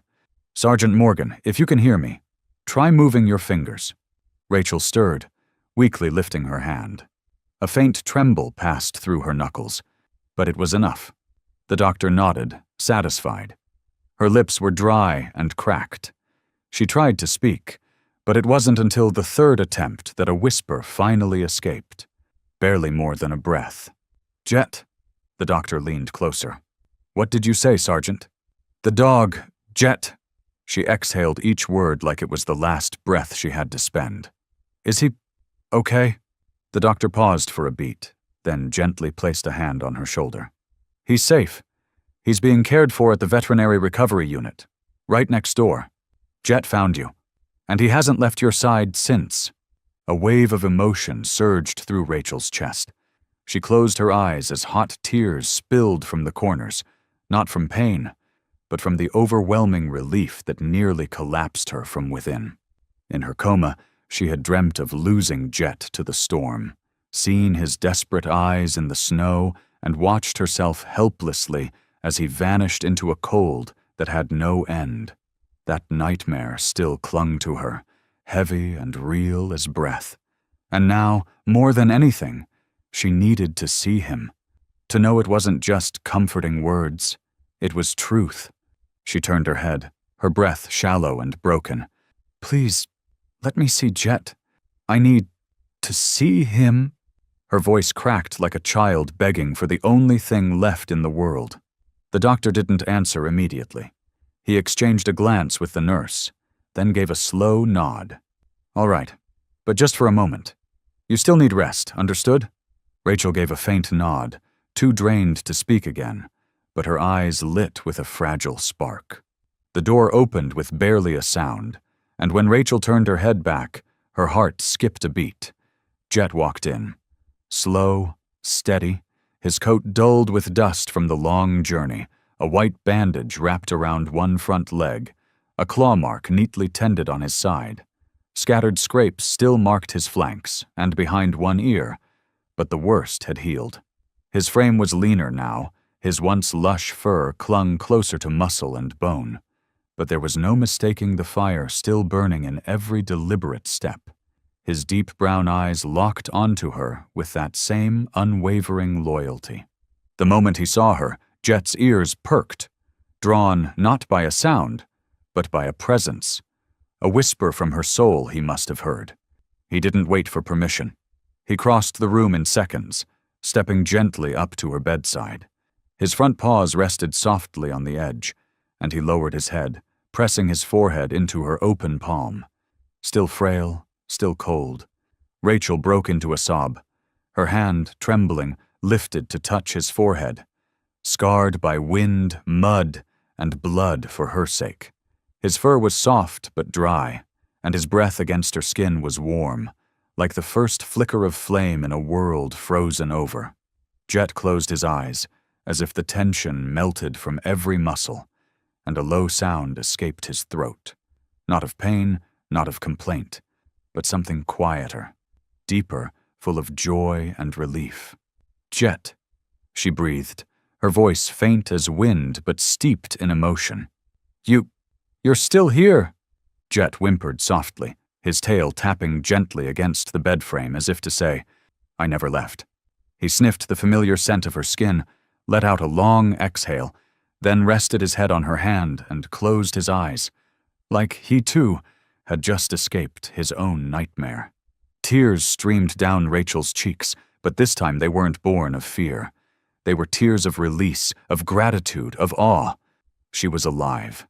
And Jet had found her, had stayed with her, against every odd, like a miracle. But just minutes later, guilt began to seep in, cold and creeping like fog. Looking at Jet's dirt-streaked fur, the scrapes that hadn't fully healed, Rachel felt her chest tighten with something heavier than sorrow. She turned her face away, her expression dimming under the weight of thought. You nearly died because of me, didn't you? She whispered. Jet heard. He lifted his head, meeting her gaze with eyes that held no blame, only calm, quiet understanding. Mark Davis stepped into the room. He had watched everything in silence, his expression unreadable, until he walked over to the bed, one hand resting gently on the frame. He gave her a small, tired smile. Jet doesn't see it that way, Mark said, breaking the silence. He doesn't think you're weak or to blame. All he knows is you're the most important person in his world. Rachel turned to him, her lips trembling. But I walked straight into a trap. I put the entire team at risk. I was lost in the woods for days, almost died from the cold and hunger. Jet, he didn't deserve any of that. If I had been more careful, more alert. Mark shook his head. voice firm but calm. "You're human, Rachel. You couldn't have known.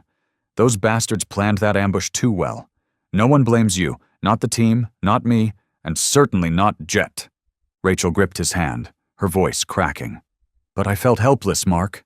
I was lying there, unable to move my leg, barely able to crawl, and I watched Jet fight, find water, keep me warm, and I couldn't do a damn thing to protect him.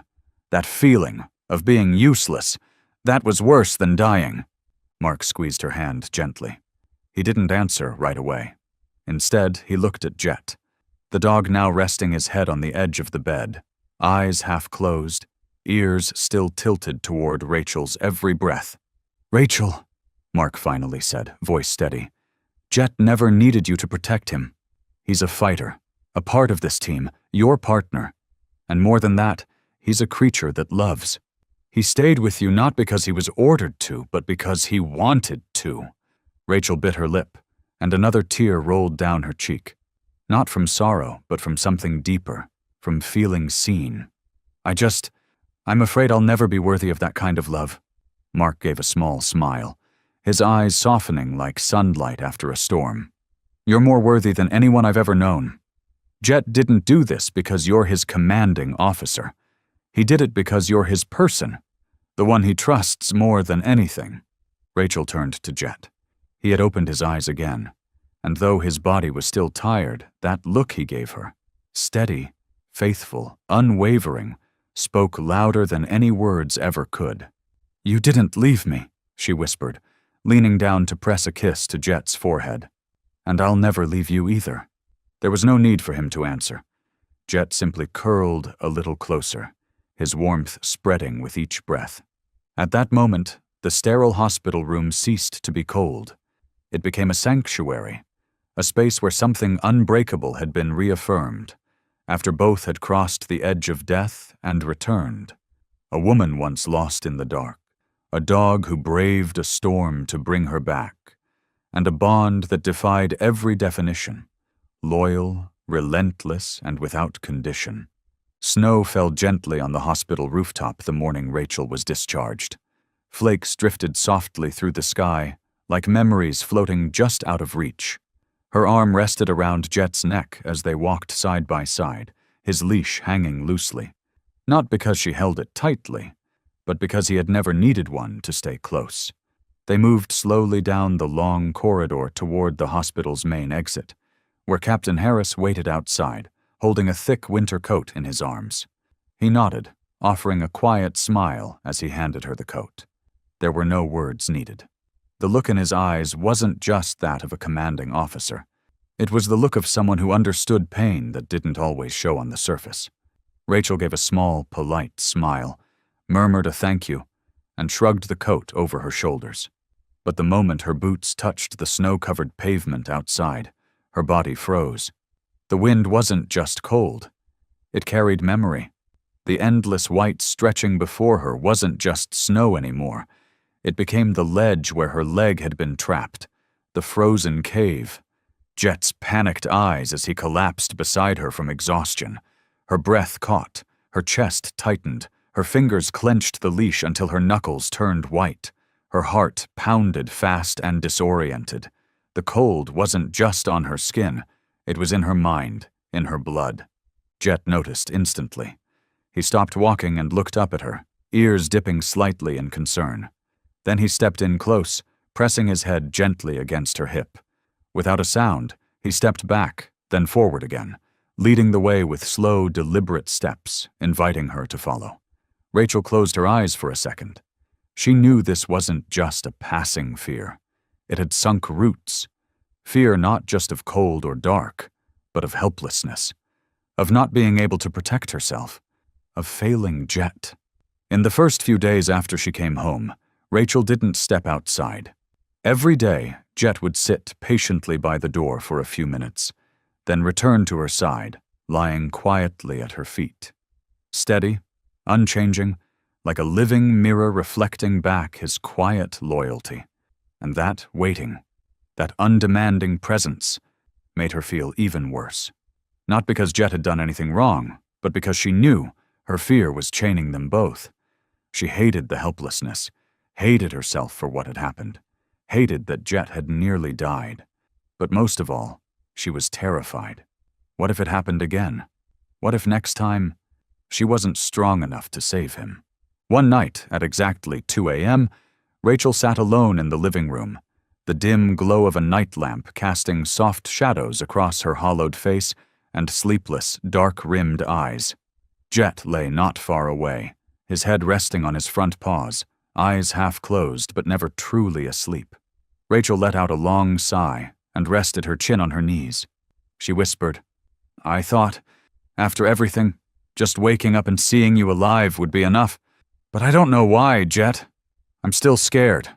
I'm scared of the snow, of the woods, of closing my eyes, because every time I do, I see you lying there, cold, and I couldn't do anything." Jet opened his eyes. He couldn't understand her words. Not completely, but he could feel the sadness in her voice, that quiet, aching emptiness pulsing behind every heartbeat.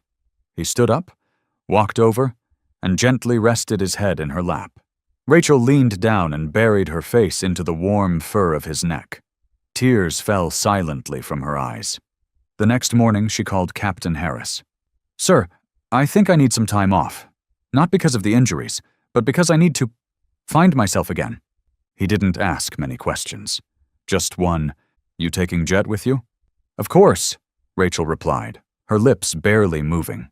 "He's the only part of me that's still whole." And just like that, Harris nodded. No paperwork, no more questions, no need for encouragement.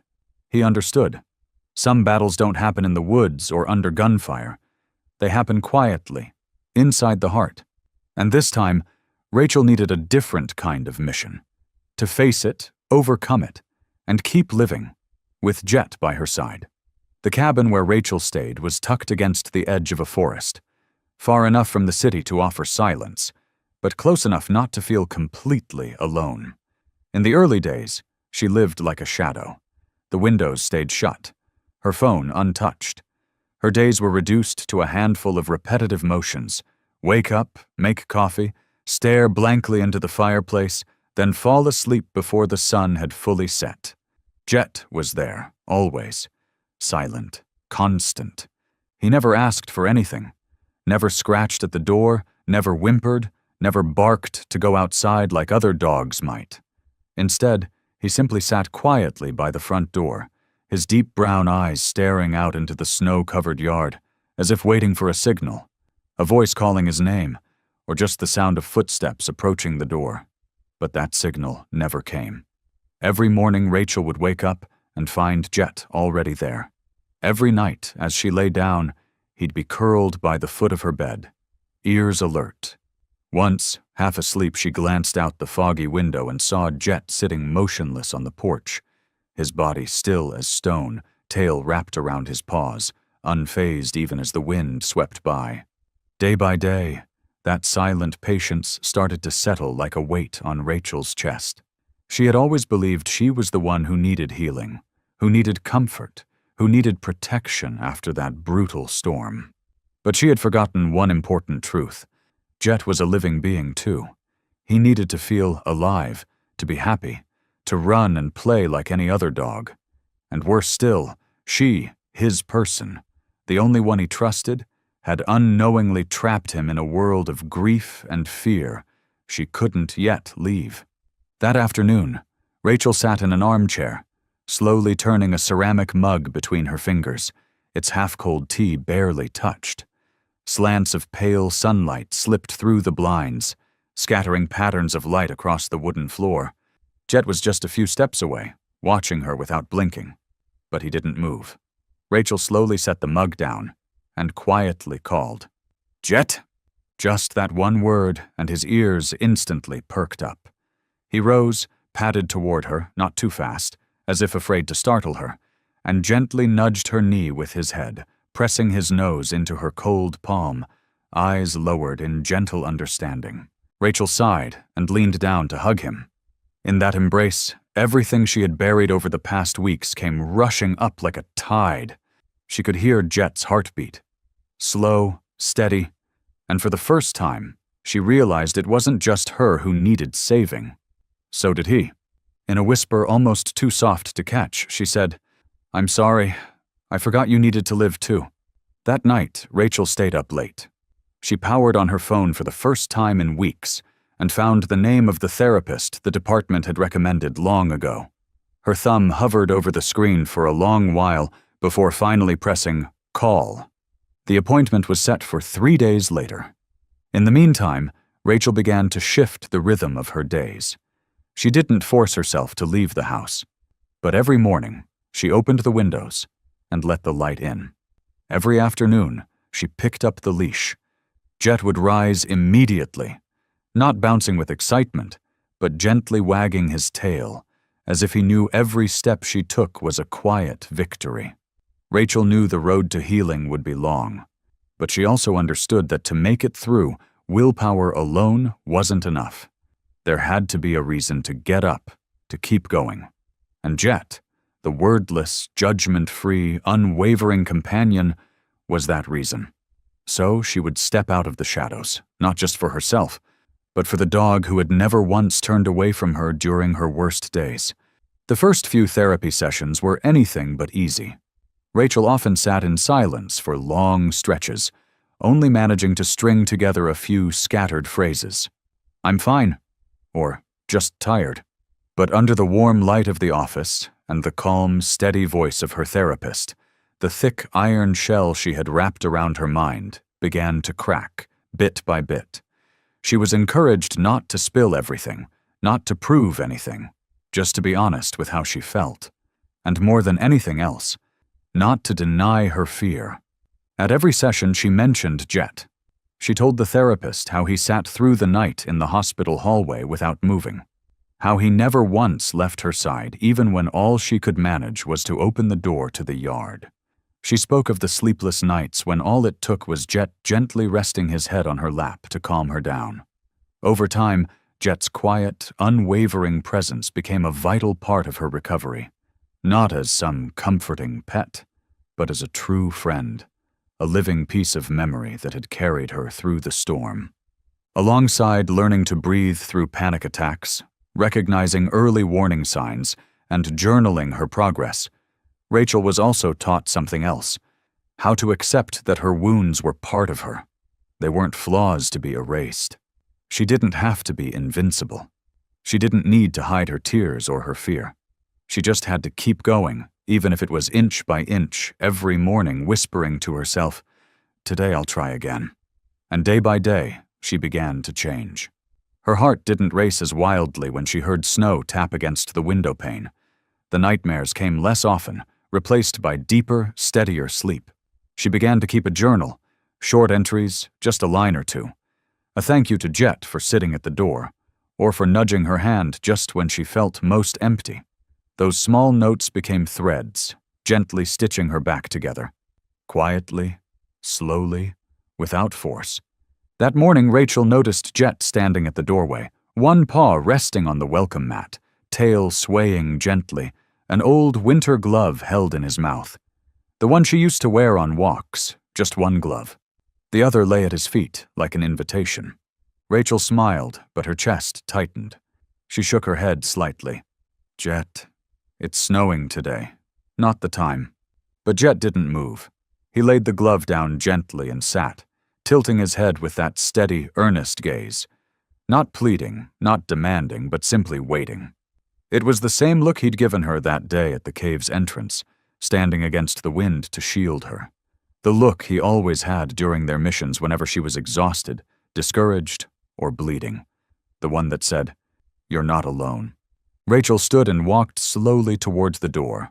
She bent down, picked up the glove he'd placed, and held it like a key she'd forgotten she still had. Jet shifted his weight back slightly, tail flicking once. Waiting. "Just for a little while," she whispered, though whether it was to him or herself, she couldn't say. She put on her coat, pulled on a knit cap, and opened the door. The wind hit instantly, sharp and cold, but this time she didn't close it again. She inhaled deeply, stepped outside, a small step, but a solid one. Jet leaned forward, waiting for her to catch up, then adjusted his pace so she wouldn't fall behind. They walked down the path in the yard, where the snow had piled up but not yet frozen hard. Every step felt like retracing old memories, the chill biting into her soles. But walking beside her was that same quiet shadow, steady and close. Jet led her to the maple tree at the edge of the yard, where just months ago red leaves had blanketed the ground. He pawed gently at the snow, revealing an old toy bone buried from a previous visit. He picked it up, tail wagging, then trotted ahead a few steps before dropping it in front of her, as if to say, "Want to play?" Rachel laughed. A real laugh, small, shaky, but real. "You want to play? In the snow?" Jet answered with a flick of his tail, faster this time. She bent down, picked up the toy, and tossed it a short distance. Jet bolted after it like snow had never been the enemy, like winter had never held fear. He returned with the bone, dropped it again at her feet, eyes shining with joy. They only played for a few minutes. But for Rachel, it was a milestone. She was standing in the snow, feeling it on her face, beneath her feet. And for the first time since the nightmare, she didn't flinch, didn't freeze, didn't panic. She saw Jet leaping, tail wagging, full of life, full of joy, and she understood. All that fear, all that guilt, it could be healed, if she was brave enough to begin. Rachel dropped to her knees and wrapped her arms around Jet. He pressed into her neck and let out a quiet whine. "Thank you," she whispered. "Thank you for not giving up. Even when I gave up on myself?" The cold wind still swept through the trees. The snow still fell. But in that small patch of yard, two beings held tight to a bond that no storm could break. Together they stepped through fear and began again, as if the nightmare had never been there to stop them. As the automatic glass doors of the city police department slid open with a soft hiss, Rachel Morgan stepped inside with a heartbeat that was calm, but steady. The familiar air wrapped around her the moment her boots touched the polished tile floor, a place that had echoed with her footsteps for years. The scent of morning coffee, the buzz of phones from the dispatch room, the rhythmic clack of boots in the hallway. All of it returned to her senses like a familiar symphony she once feared she'd never hear again. But today, it was all real, and so was she. Jet walked beside her, his steps even and quiet. His tail didn't wag as wildly as it once did, but his ears stood alert, eyes scanning every detail. His black K9 unit vest fit snugly over a frame that had thinned a little after weeks of rest. Around his neck hung a small tag, glinting under the hallway lights. Jet, K9 unit. A few younger officers spotted them, and greetings rang out. "Rachel, Jet, you're back!" "Welcome home!" Rachel smiled, nodding in response. The warm welcome didn't surprise her. This place had been her home, and everyone here had followed the harrowing updates of her disappearance. But what made her chest tighten was the look on Captain Harris's face as he stepped out of his office and saw her. He didn't say a word at first, just gave her shoulder a gentle pat, looked down at Jet, and gave a slow, deliberate nod. Rachel understood. There was no need for words, the permission, the respect. It was all there in his eyes. She wasn't the broken woman lost in the snow anymore. She was Sergeant Morgan again, returned from the storm, with her partner at her side. They headed out to the parking lot. There it was, the familiar SUV parked in its usual corner, the same one she and Jet had spent countless nights in, patrolling the city. On the back seat lay a small gray blanket, freshly washed and neatly folded, the one Jet always curled up on during their shifts. As she opened the door, Jet jumped in without hesitation, turned around, and looked at her with eyes that sparkled like old times, as if to say, "We're doing this again, aren't we?" Rachel gripped the steering wheel, her fingers brushing across the console like revisiting an old friend. Everything seemed just as she'd left it, except for her.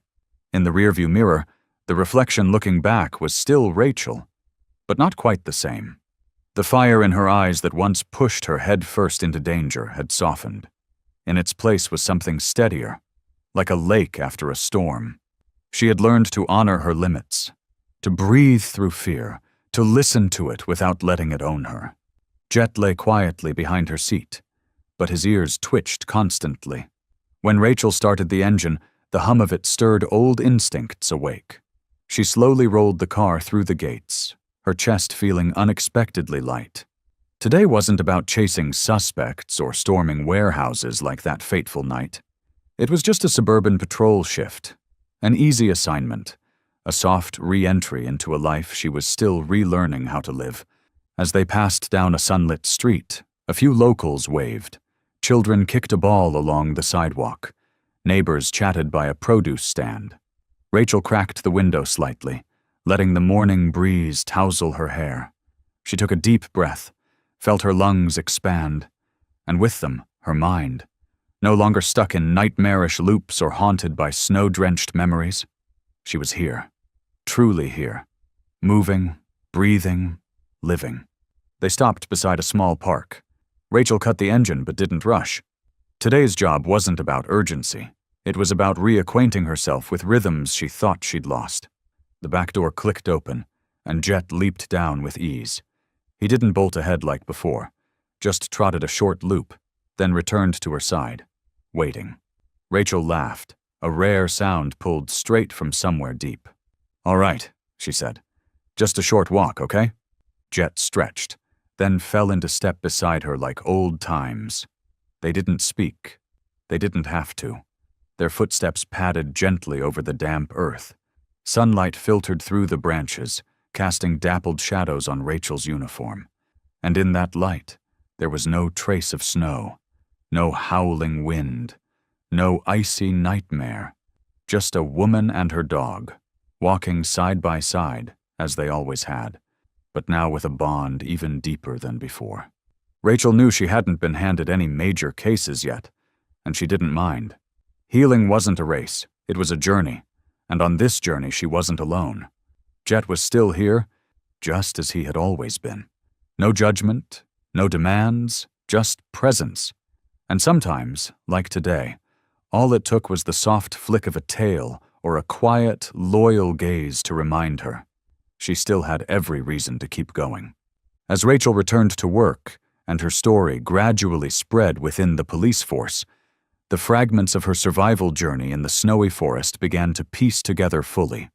Details about how Jet diverted the wolf pack, dug through the snow to keep Rachel warm, and traversed the forest alone during the snowstorm to seek rescue. All these moved even the toughest members of the team. They saw not just a dog, but a comrade, a true warrior. Captain Harris remained silent throughout that internal briefing. He didn't interrupt, nor did he show clear emotions. But when the report concluded with Jet not taking his eyes off Rachel, even as she was taken into the emergency room, he tightened his grip on the pen, his eyes slightly reddening. After a few moments of silence, he stood up, adjusted his uniform, and spoke in a deep yet resolute voice. "We don't just have an officer who survived, but also a four-legged hero who saved her with everything he had. I will personally submit a special commendation proposal. Jet deserves to be honored before the entire city." And then, just a few weeks later, a solemn commendation ceremony was held. Under the warm yellow lights of the City Hall auditorium, the atmosphere paused for a beat as the introduction echoed through the microphone. "And now, we invite to the stage the canine dog who performed extraordinary feats, who braved the snowstorm, faced wild beasts, and saved a police officer's life. Please welcome Jet." The entire hall erupted in applause. Hundreds stood up, whistles echoed, and camera flashes flickered incessantly. But Jet remained unfazed. He was still Jet, calm, focused, and loyal as from the first day he donned the K9 vest. He walked beside Rachel, stride steady, head slightly bowed, as if all the accolades meant nothing. For Jet, everything was encapsulated in the rhythm of walking beside his comrade, the one who lived, fought, and nearly parted forever with him. Rachel also wore her uniform that day. The injury to her leg still caused a slight limp, but her face was radiant and composed. She lightly held the leash, though hardly needed it. Jet required no guidance. He only needed Rachel by his side. As they stepped onto the stage, their eyes met briefly.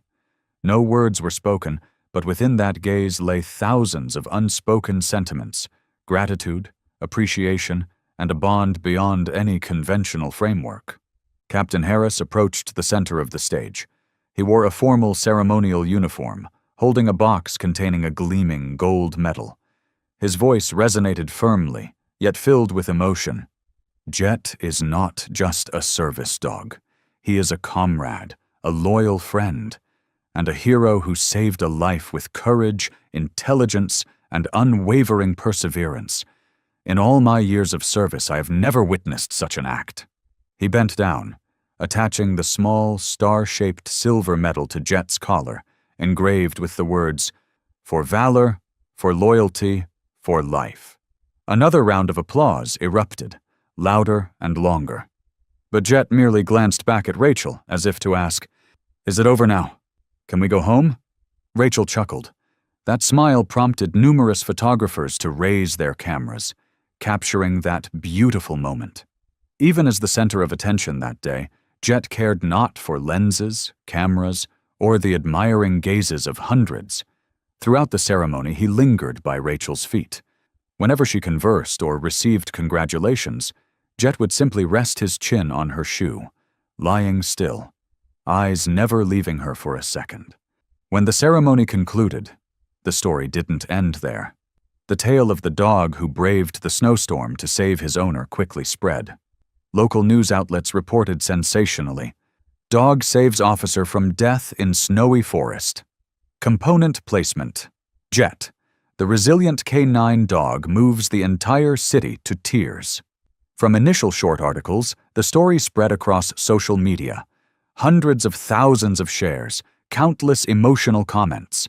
Many sent handwritten letters to the police station, accompanied by small gifts, handcrafted collars, and even handmade necklaces, all just for Jet. Schools invited Rachel and Jet for interactions. Children hugged the dog, eyes gleaming as if looking at a real superhero. A children's author expressed interest in writing a comic about Jet. A film company even proposed adapting the story into a documentary. But amidst all that storm, media, fame, and enticing offers, Jet remained unchanged. That afternoon, after the ceremony, Rachel opened the car door, and Jet immediately jumped in, just like he always did. It was still the same old SUV with that familiar gray mat in the back seat. Rachel sat behind the wheel and glanced at the rearview mirror. Jet was looking at her, not like a hero who had just been decorated with a medal, but as if asking, "Are we going back on patrol together?" She turned around and rubbed his head. "Yes, Jet. We're picking up where we left off."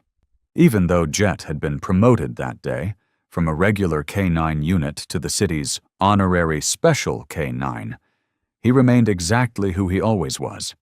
A dog who didn't work for glory, but for unconditional love for the one person he had chosen. He didn't care about the spotlight. All he cared about was Rachel's smile. He didn't need a microphone or applause. Just a gentle hand resting on his head was enough. And for Rachel, the real honor of that day wasn't the medal or the headline on the news. It was this. In her darkest days, she hadn't given up, just as Jet had never left her side. They had crossed the line between life and death together, and now they stood together on a stage, not for applause, but as a reminder to the world that sometimes loyalty and love from a heart that can't speak can save you more than anything else. As the golden sunset leaned across the tops of tall buildings, Rachel walked Jet through a small street near the station. Passers-by recognized them, offering smiles and nods, but no one came too close.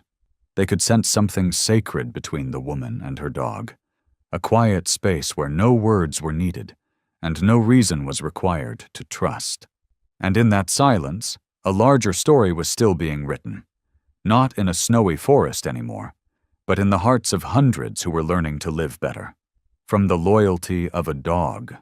1 year after Rachel and Jet had returned from the frozen forest's edge, winter arrived once again.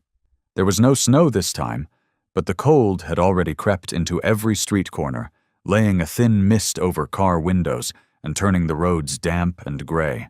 The sky was heavy, overcast with thick clouds pressing down on the small town, evoking memories that seemed long buried. No one talked about the past openly anymore. It had been shelved like a book too painful to reread. But for Rachel, every detail of that journey remained vivid.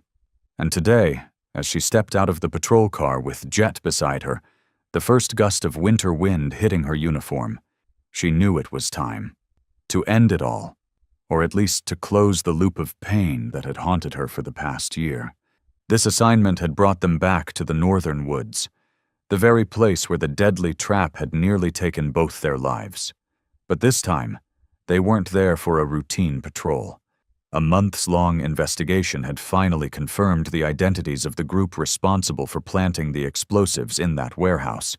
A drug trafficking ring, operating under the guise of a transport company, hiding their goods in remote transfer stations deep in the forest to avoid detection. And today, under the direct command of Captain Harris, Rachel and Jet were part of 2 task forces moving in to apprehend the suspects. On the way into the woods, Rachel said little, but inside her, a quiet storm was stirring. The snow-covered road ahead, the drooping pine branches, the earthy scent of the damp forest floor, all of it came back like a mirror reflecting the past. She knew this place.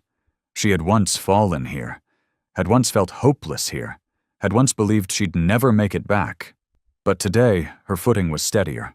Her breaths were slow and measured, and beside her, those brown eyes still watched every step she took. Jet was no longer the frightened dog whimpering at the mouth of a cave. He moved with purpose now, ears perked, body brimming with energy, and eyes unchanged. Those same eyes that had guarded her through long, frozen nights, that had howled for help in the middle of a snowstorm, that had never once looked away. "Jet," Rachel said softly, and he turned his head toward her, ears twitching. "We're about to meet them again. The ones who set that trap back then." Her voice wasn't angry. It was calm, like stating a simple fact. But in her eyes was a steely resolve. "This time, no one gets left behind." Jet responded with a deep, steady breath. And then the 2 of them picked up speed, cutting through the fresh snow, gliding past thin trees stretching upward like silent sentinels. The arrest unfolded quickly and cleanly. The criminals, 3 armed men carrying backpacks filled with narcotics, had no time to react. Jet was the first to detect the trail as the team moved eastward. He stopped, sniffed the wind, and darted toward a snow-covered rock mound. Behind a patch of camouflage tarp, the suspects were huddled around a small fire, sorting their stash. No command was needed. Jet shot forward like a living arrow. Rachel followed close behind. One of the men reached for his weapon but only managed to hear a low, feral growl cutting through the air before Jet brought him down in a flash, long before any teammate could get within range. The other 2 were quickly subdued by the rest of the task force. That's when the snow began to fall. The season's first snow, soft and pristine, like the first day of hope. The team regrouped in a small clearing to prepare for extraction. Captain Harris approached, giving Rachel a firm pat on the shoulder without saying a word.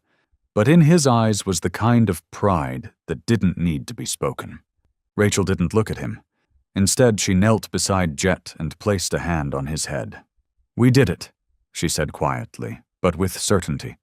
"A year ago, we nearly died here, and now, we finished it."